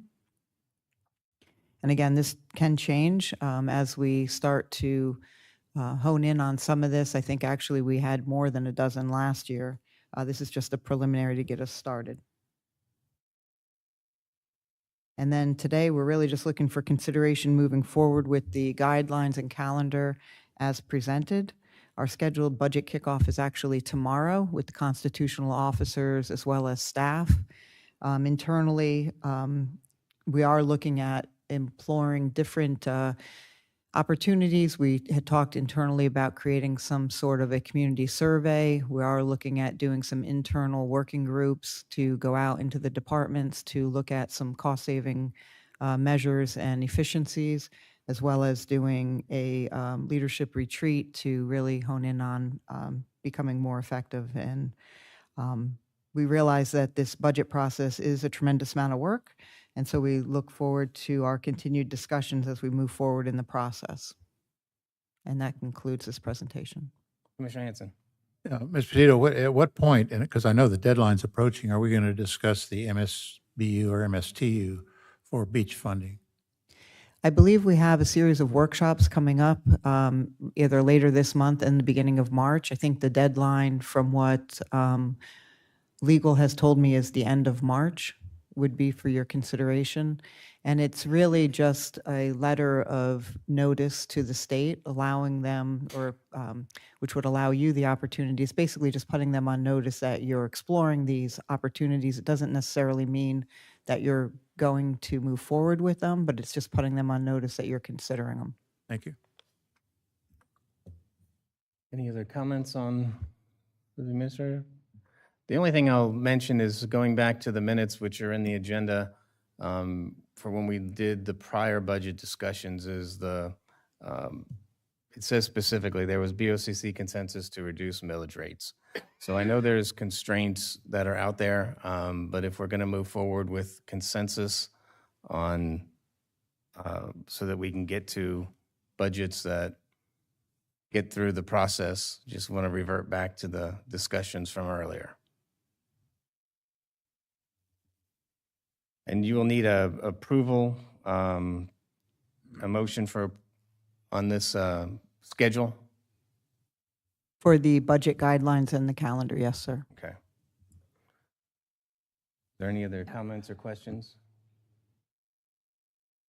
All right, I'll take a motion on this item, consideration of fiscal year 24-25 budget guidelines and calendar. Mr. Chairman, I move that we approve the budget guideline and calendar for 24 to 25. Second. I have a motion by Commissioner Hanson, second by Commissioner Sullivan. We'll open the floor for public comment and staff. Brian Eckinger, Financial Services. There's also the adoption of the resolution to change the date of the due date for constitutional budget middles. So just want to make sure that gets included. Okay. I'll amend my motion to include the phrase that we will make July 1st the date for submission of the constitutional's budgets. Okay. June 1st, sir. June 1st. June 1st. First. So we have an amendment to the motion. Is that clear? Yes. Okay. So we have a motion with the amendment that changes the submittal date for the constitutionals. Seconded by Commissioner Sullivan. All right. Is there any other public comment on this item? All right, seeing none, we'll close public comment. All those in favor of the motion signify with aye. Aye. Any opposed? None opposed. Motion carries unanimously. Next item is consideration of addendum to fiscal agent agreement between CareerSource Flagler Volusia and CareerSource Brevard. Yes, Mr. Chair, I'll handle this item. Thank you, sir. You previously, before Christmas, approved an amendment to the interlocal agreement that we have with Volusia County that was requested by Florida Commerce in order to implement the consolidation of CareerSource to the CareerSource that we currently have operating, Flagler Volusia, to consolidate with Brevard. So it will become a 3-county CareerSource effort. Part of what the state wanted is to have the transfer of the fiscal agent, in other words, the responsibility to incur obligations and to discharge those obligations by paying them. They wanted to begin that process transition-wise, and so it has appointed, the effect of this agreement would have essentially the president of the Brevard organization handling all the financial matters going forward after this transitioning process. You have already actually agreed to that in concept and approved it. The state came back and said, look, we'd like you, Flagler and Volusia, to make an amendment. We want you to revise your instrument. It had a little more details about the transitioning, which we all agreed to. That is to proceed with getting your approval, and that's what this is here for. This is to satisfy the Department of Florida Commerce. Thank you. Comments for Mr. Adid? I should note that Ms. King, Robin King, is present in case you have any questions Well, about did this you- or any other aspect. Still here? She left. He left. Oh, okay. She must have had a lot of confidence in it, I guess. We'll go ahead at this time and open this item up for public comment. Anybody that wishes to speak to the board on this item of the fiscal agent agreement with CareerSource, Flagler, Volusia, and Brevard. All right, seeing none, we'll go ahead and close public comment on this item, and I'll bring it back to the board.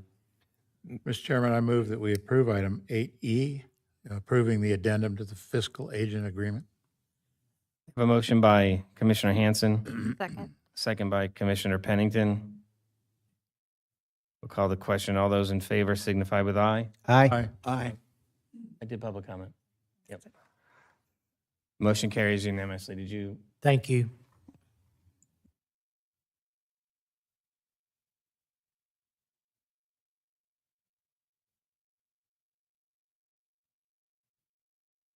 All right, this time we're moving to public hearings. This is a quasi judicial process. The audience should refrain from clapping, booing, or shouts of approval or disagreement to avoid potential legal ramifications and possible overturning of a decision by the courts. Public hearing must be fair in three respects: form, substance, and appearance. This is item 9A, project number 202-309-0058, request for approval of a preliminary plat for Brookside at Ormond Station. At this time, I'll ask for any ex parte communications. Commissioner Hanson? Yes, I met with the developer to discuss water management. Commissioner Pennington? No. Commissioner Sullivan? None. And Commissioner O'Brien? No. And none for me. And Mr. Mangle, you have the floor. Thank you. Adam Mangle, Growth Management Director. And I've superimposed the plat kind of at this angle so you can see how it's positioned in the development, fairly close to scale. And so this is the Brookside parent base graphic that's there. This is in your plat document. This is the key map. And so I wanted to show it there, how it aligns with Airport Road. And then in this case, it's west of the roundabout, north of the county line. So just north of the county line with Volusia. And so you can see how that lines up, and then it borders on the west side with our county parcel. I believe that's the conservation that's there. That's part of our county lands that have come in, part of the conservation lands. As you can see how this sits in. I think this is part of the school site. I'll let our folks there with the applicant correct me on that. And then all zone PUD because of the DRI, all part of the planned unit development, not within a special flood hazard area, all zone X. And then does have a mix of soil types. We do have some depressional soils on there. Most we got some fine sands here and there, Pomona fine sands predominantly. And then, as you could expect, some wetland areas. Again, wetlands being mitigated through the overall grant of the conservation lands to the county. There'll be wetland impacts mitigated through wetland easements that correspond with permitting as those go through. This is that survey, and survey of the property shows the subject area along with that kind of diagonal north to south depression area that's there right now, a ditch of sorts. And then the mix of the lots, you've seen this before, this is the PUD. 40 foot, this time I'll get it right, 40 foot in green, 50 foot in that yellow goldenrod color, 60 foot in blue. And so you see those mixes that are there. And the big part to note here is that amenity area. This is part of that Ormond Station development. That amenity area will come later. This is that first, bless you, to have that amenity area as part of this new development. This will be something that will come forward later for site plan approval as this moves forward. That amenity will get more specific. Right now, it's just showing with kind of some hypothetical features that are there. First page of the plat, and 7 total. That key map that I showed you before. Of note here are the 3 entrances that are showing, the one to the south off of Airport Road, one along the east, one to that northwest, and those 2 to come at a later point. And so as we're going preliminary plat, we'll have, as part of this, a waiver of our secondary means of emergency ingress, egress. I'll look to the applicant to talk about when those are going to be constructed as far as permanent access. But you can see in the hatching, I think I'm safe to say on that east side, we'll have some temporary accommodation in the meantime if we get to that point of having final finished lots in time. Remember, vertical development's not going to happen for quite a while here with this, because preliminary plat timing being what it is, we're going to have a development schedule here that's going to have horizontal improvements taking a few months. And then here's the details on those sheets, all part of your packet. Along with these, you had some corresponding design construction plans that got very specific on this. And so again, the remaining sheets, 6, and the last one being that curved table. For those of you who like to read these, I do. That's maybe something you do just before going to bed. 53 acres, 162 single-family detached lots, the 40, 50, 60s that I mentioned. The lots are interspersed so that you don't have any single type all grouped together. You do have the 3 entrances, the 2 principal ones there on the south and to the east. Sidewalks on one side of all private streets, mail kiosk, recreation area is going to be coming up, linked to 30% of development. Tree compliance as we kind of work through 1 tree per 100 lineal feet in common areas, 5 lots for model homes, 3 model homes, safe centers, streets and stormwater privately owned, maintained without recourse to Flagler County, and then the Planning and Development Board recommended approval at their January meeting. So I have the options for the board, and this preliminary plat option has several conditions to it. No construction to commence until issuance of a county land development permit. No final plat approval until the extension of the utilities are approved by the City of Ormond Beach. Temporary waiver of the secondary means of emergency access, and you'll see that permanent access once those streets are completed. Any subdivision improvements not completed by the developer to be bonded or other surety, provided consistent with the requirements of the Land Development Code. Alternatively, the board could deny this preliminary plat request or continue it to a time and date certain. With that, I'll close. The applicant is present to correct everything I got wrong, and thank you for your attention. Thank you. I'll open it up for the applicant. Is there any additional information?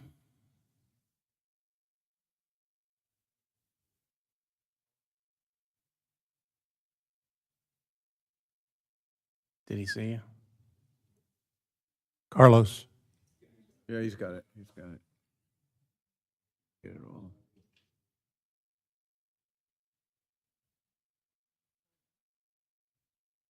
The machine a little bit.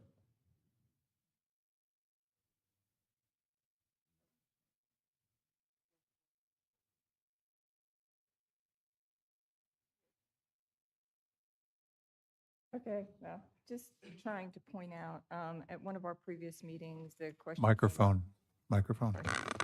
It's Kimberly Buck with the Allen Engineering Group representing the applicant. Just at one of our previous meetings, the question came up about, that it looked like we were impacting a lot of wetlands and not preserving much in the way of, other open space. And so we were asked to bring a map to the next hearing so that you could see where this fits in the grander scheme. So that's what the intent of this map is just to give you an idea, that this site is part of the bigger picture, and everything that you see in kind of that green color is all area that is being preserved or has been preserved and put in conservation. So I just wanted to bring that forward. And then the only other item that came up was about the waiver for the secondary means of access. That the Iris Branch Boulevard is currently under construction as part of the, let's see, what's it called? Garden Side at Ormond Station, which is just to the east. And it's in brown on this, right here. And so that road is currently under construction, and we see that being completed and probably final approvals probably within the next 2 months. So probably before this breaks ground, that road will be in, and so the waiver will basically be null and void immediately. And with that, I'll just answer any questions that you might have. Any questions? You answered mine, which was about the timing on the secondary access, so appreciate that. Sure.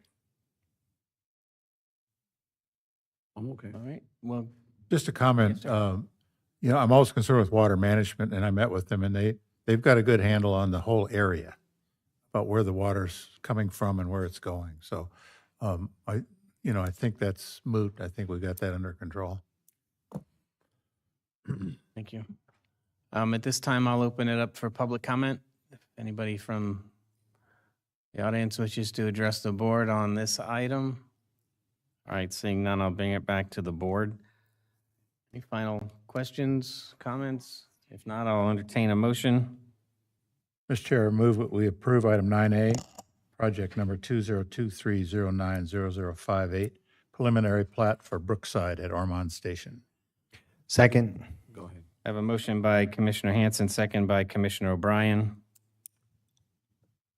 I'll call the question. All those in favor signify with aye. Aye. Aye. Any opposed? Motion carries unanimously. Thank you. Thank you. All right, we'll move to county administrator reports and comments. Thank you. Just a few things today. Tomorrow, we're going to be traveling down to the city of Ormond Beach to discuss Hunter's Ridge concerns with city staff down there in Ormond to better understand and to gain a perspective of some of those perceived issues within that area.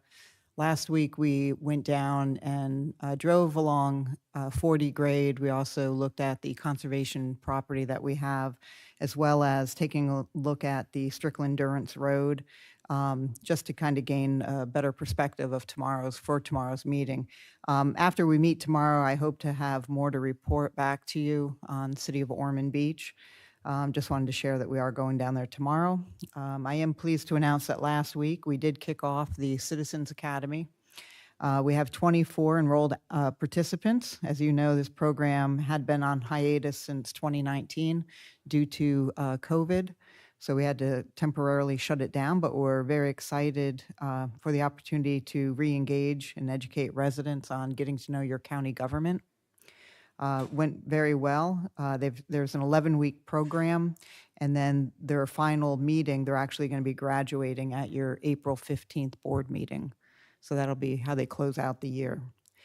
Last week, I met with FDOT District 5, the Director of Transportation Operations, a gentleman by the name of Mike Heffinger. He wanted to meet to discuss a potential donation of surplus lands to the county.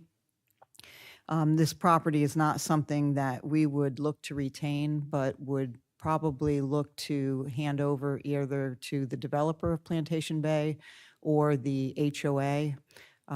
It talks about the area of the entrance on Old Dixie Highway. When you look at the monument sign and the turn lanes into and out of that development, it's actually constructed on DOT property. It doesn't make sense for them to keep it. As a state agency, it's easier for them to dispose of state lands to counties. It doesn't really serve us any purpose because it looks like it is contiguous with HOA property, so it looks like it should probably be in their ownership because it is a rather deep, odd-shaped section that's kind of commingled with the property that the state owns for the on-ramps. It's just a continuation. So there is a clear definitive change in pavement that they've been able to identify. So they did want to meet with us and talk about it. But again, it's not something that we would particularly keep. We would look to work with the developer and or the HOA to, if we were to receive it, hand it over to them. I know I sent an email on Friday about the county securing $4 million for the Flagler County Nexus Center through the state. I just want to say this is a huge lift to gather all the information and to prepare the grant application. Publicly, I just wanted to acknowledge the great job, say congratulations to Holly Albanese. She's very passionate about the library and the services that they provide and offer to our community. And she's always looking for ways to come up with out-of-the-box ideas or ways to increase funding for her programs. With the passport revenue that she implemented many years ago and the 2 grants that she was able to secure, the $500,000 from the state and now this $4 million, she's been able to bring in a total, I think it's somewhere around $5.5 million. It might be a little bit more than that. But that's a lot of money in consideration of the cost of this project. So I just wanted to say great job to Holly and thank you. And then lastly, as we work through the budget calendar, I did have a question or a matter of preference for the board. In the month of July, we only have 1 board meeting. We also were looking at planning a budget workshop during that month, so I didn't know if there was preference for the board to combine the 2 and have it on the 15th rather than have one on the 8th and then have the budget meeting on the 15th. If there's consensus for the board to do both, we can have the board meeting move to the 15th to coincide with the workshop for the budget. I say that using the 15th would probably be better because July 8th, when you look at when the data is given to us through property appraiser, it's July 1st. Then you factor in 4th of July holiday. It doesn't give staff, myself, a lot of time to prepare a budget to you on the 8th, but the 15th would probably align a little bit better if there's consensus to combine the 2, or if the board would prefer to have 2, we'd have a meeting on the 8th and then another one on the 15th. Commissioner Sullivan? Yeah, I just want to make sure if we switch anything in those areas, we've got the canvassing board going on in this period. So, Commissioner O'Brien and myself, so provided it doesn't interfere with what they've already got us assigned to on that, it's okay with me. I'm for combining them. My sense is to combine them. Okay. Could you have the schedule in front of you on the?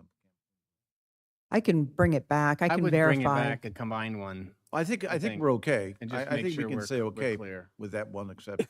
I'll bring it back to the next meeting. I'll just verify that it's not a conflict with the canvassing board. Or if the board would like, if I can verify it after the fact and just send an email if there is consensus to try to combine them, we'll update the schedule. It's up to you, whatever the I think preference there's of the board. consensus to combine it, and then I would just make sure we're good with it and bring it back. I think that would be fine. Okay, thank you. And that concludes my report. Thank you. Mr. Hadid. Now for the very exciting report of the day. No, just kidding. Nothing, litigation isn't the most exciting thing unless you're in the courtroom.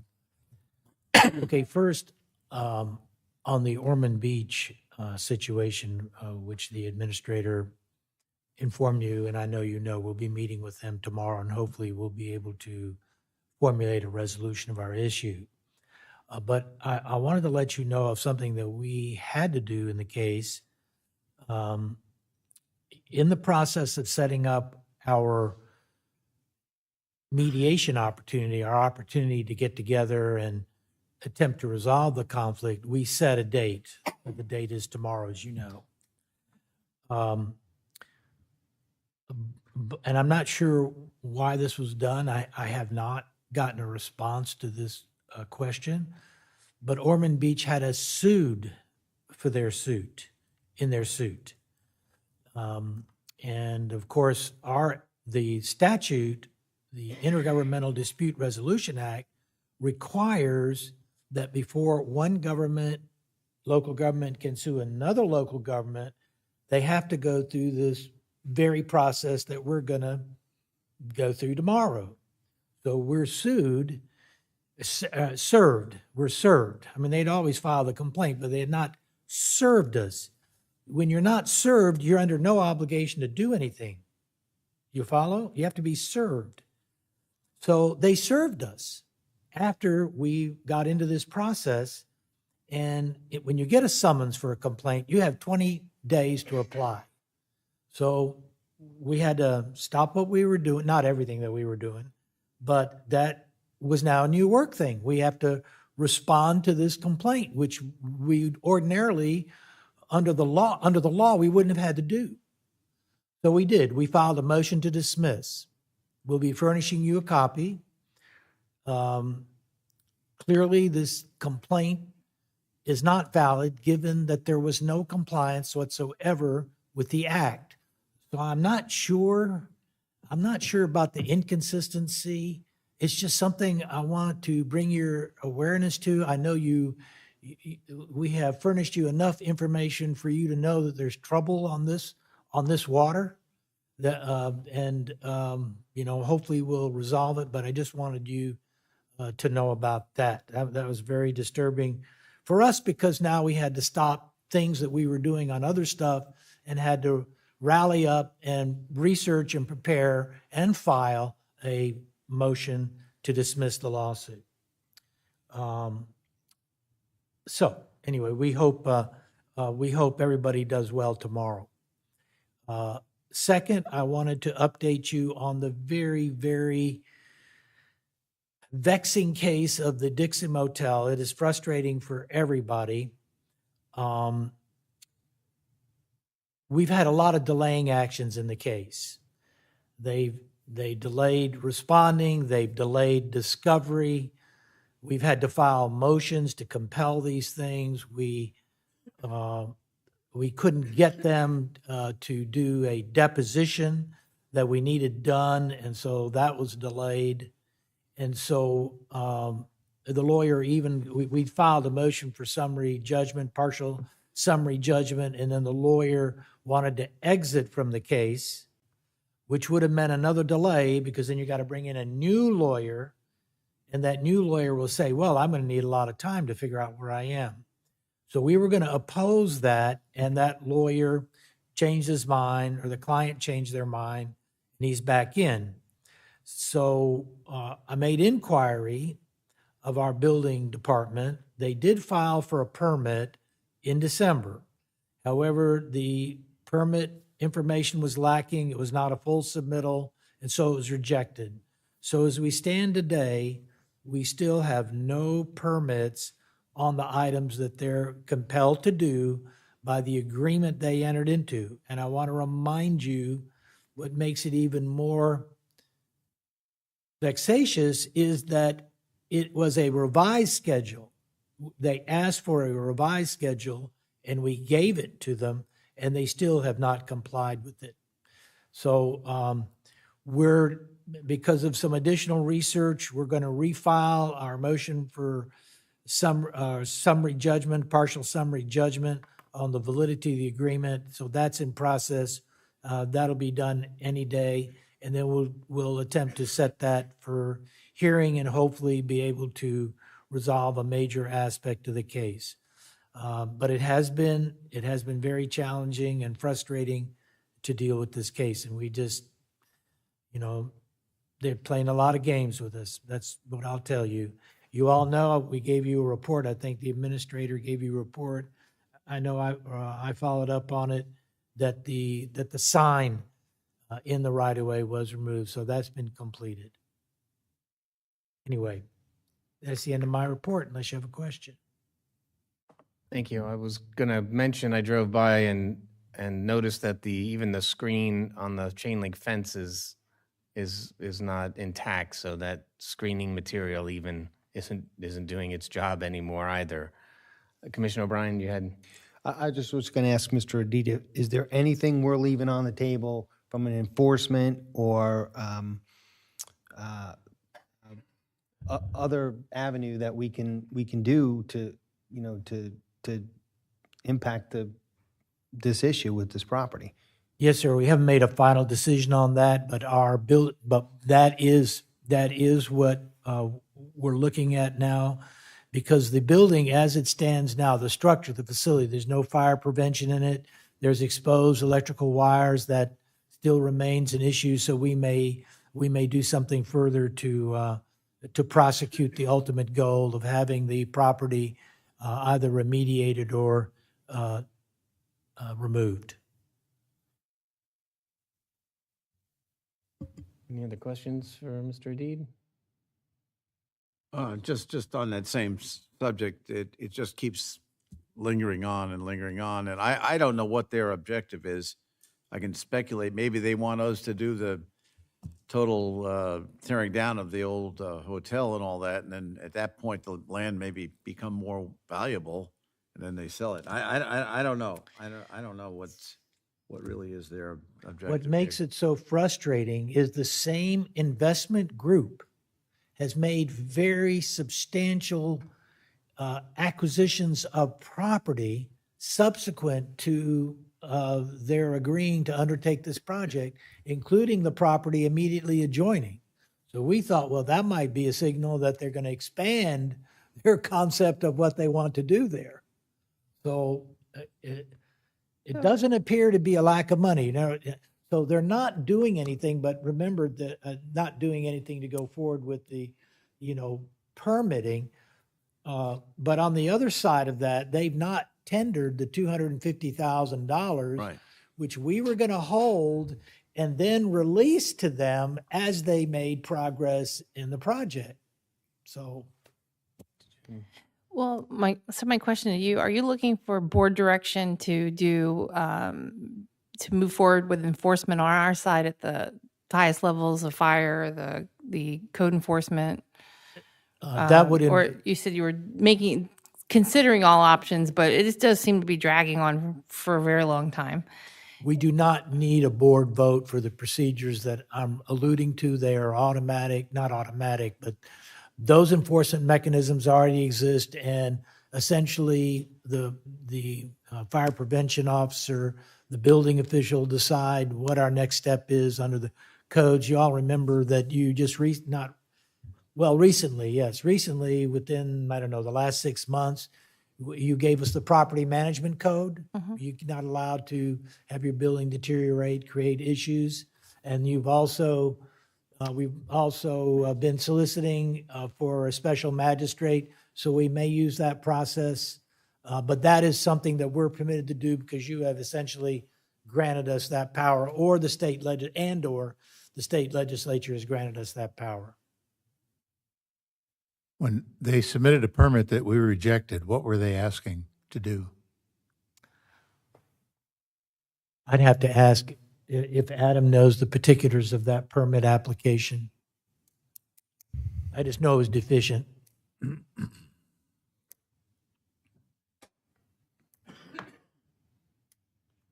As I recall, Adam Engel, Growth Management Director, as I recall, it was a comprehensive, it was intended to start some work on a series of rooms, and it was lacking in its detail. And so it was intended to be kind of a first step. Here's how we're going to handle this, and it didn't have any detail in it at all. Okay, thank you. Thank you. I would just say it sounds like you have our support to continue to move it. If you could, you've done a good job of keeping us up to speed on the 40 grade issue and with Career Source, and likewise the update memos are helpful for us to see the progress. So I would just like to know how we progress between meetings. Not a problem. Okay, thank you. All right, we've reached the point for the next community outreach. Again, 30-minute time period allocated for public comment. If you wish to approach the board for public comment, now's the time. All right, seeing none, we'll close public comment, and we'll come back to the dais for commission reports and comments. And Commissioner Hanson. A couple things. One, on the courthouse issue, I would just make sure that if it gets vacated, that we continue the air conditioning so we don't get into a bad situation there with mold or anything else. Secondly, this week I'll be attending the Beach Preservation Tech Conference in St. Augustine, Wednesday, Thursday, and Friday. And I go to it every year, and it's really good for me to be able to tell you about some of the stuff that are going on in the state about preserving beaches and what other counties are trying to do and what's worked and what hasn't worked. It's really a good conference for me and to attend, and Ainsley is going to be there also from our staff. So, thank you. Thank you. And Pennington. yes, I'm glad to further that conversation. So as we go through this with staff in the discussion about the courthouse, I just ask that everybody be mindful that that building sits in another municipality's area. It has a direct impact to the city of Bunnell. It adds a lot of importance to their people that are from there. It has character. It adds character to their area. And it not necessarily be something the board wants to continue to entertain, but we have to really take that municipality into consideration and the feelings and thoughts of the people from Western Flagler. That's it. Thank you. Commissioner Sullivan. Yeah, just a couple of things. Chairman and myself, we attended the Fort Chaplain service on Saturday. It was an excellent thing. It's done every year. Very classic thing to support over the years, and it was done well at the VFW. Various denominations had representatives there for each of the religious services involved, and so it was well done.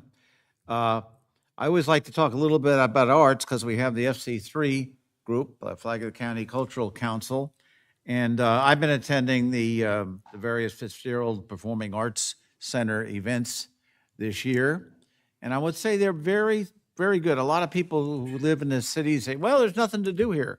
Well, go to these. They're top-notch presentations, and they're part of the overall arts that's going on in the county. Then two questions. We just put a new person on the planning board, which is fine.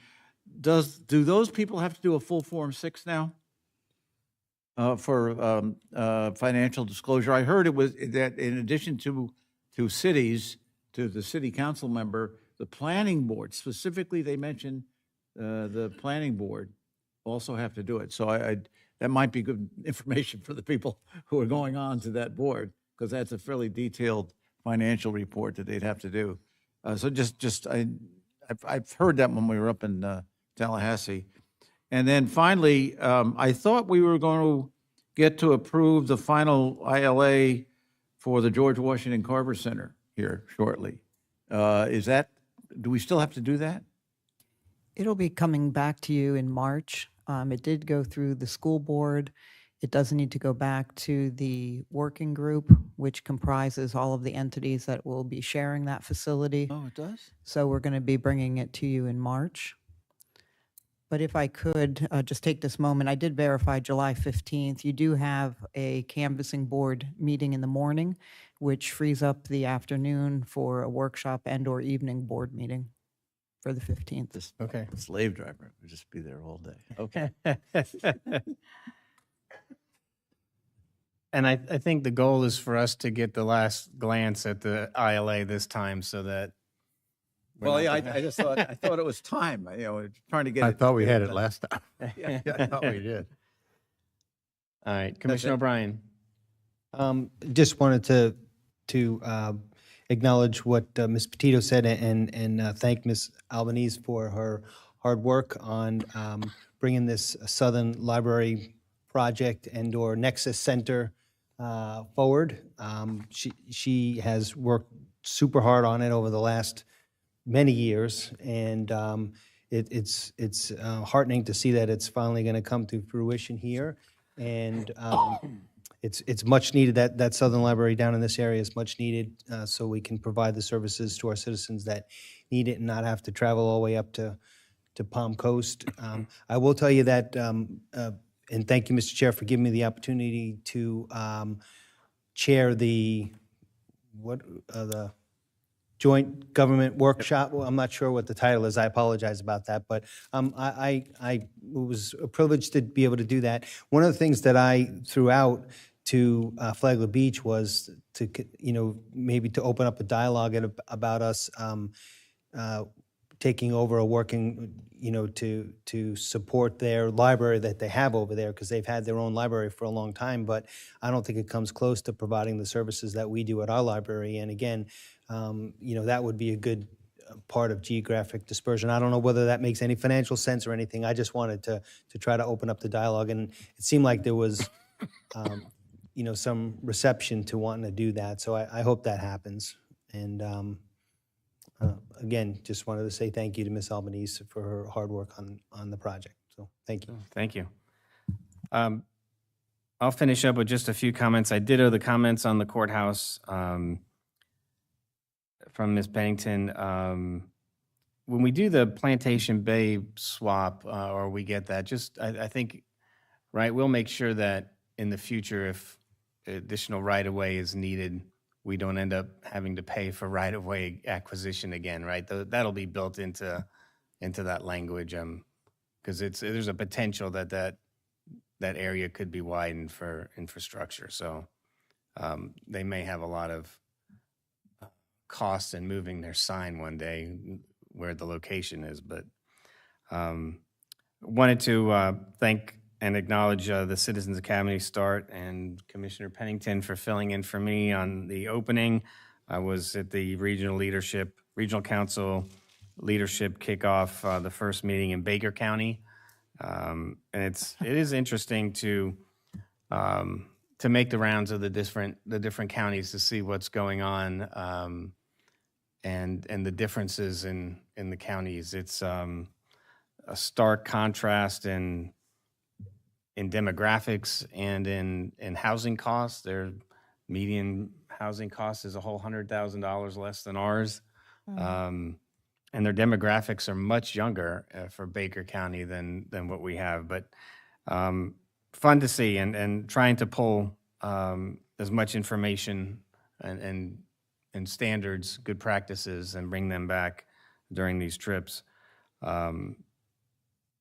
I also want to thank Ms. Albanese for her hard work on the grant. I think that is a outstanding initiative, and when staff is going to those extremes to find funds and grants that benefit the county, that's huge for us, and it should be acknowledged and recognized when they go to that extra effort. I know that was a ton of extra work in addition to the position she's holding. So we appreciate the hard work and effort that you put in, and thank you for that. That was a big lift for that facility. And just know that we appreciate it. So thank you. Also, again, just want to acknowledge long-term families in the county, the Cruzes and the Brocks, for Melanie's passing, and Donnie as well. It's sad days when people, and it wasn't that long ago, Donnie, I saw him when I was visiting a school board meeting, probably not more than 3 or 4 weeks ago, in the back, and we chatted. And I know they've had a hard battle, health issues, but it's a great family, and my best to them, to both families. I think that's it. I just would like to see conclusion to that facility down on Old Dixie. I'm glad we're focused on it, but if we can push forward, you have my support to get that settled. So with that, I'll take a motion to adjourn. Move we adjourn. Motion by Mr. Hanson, second by Mr. Sullivan. Thank you all. Appreciate it.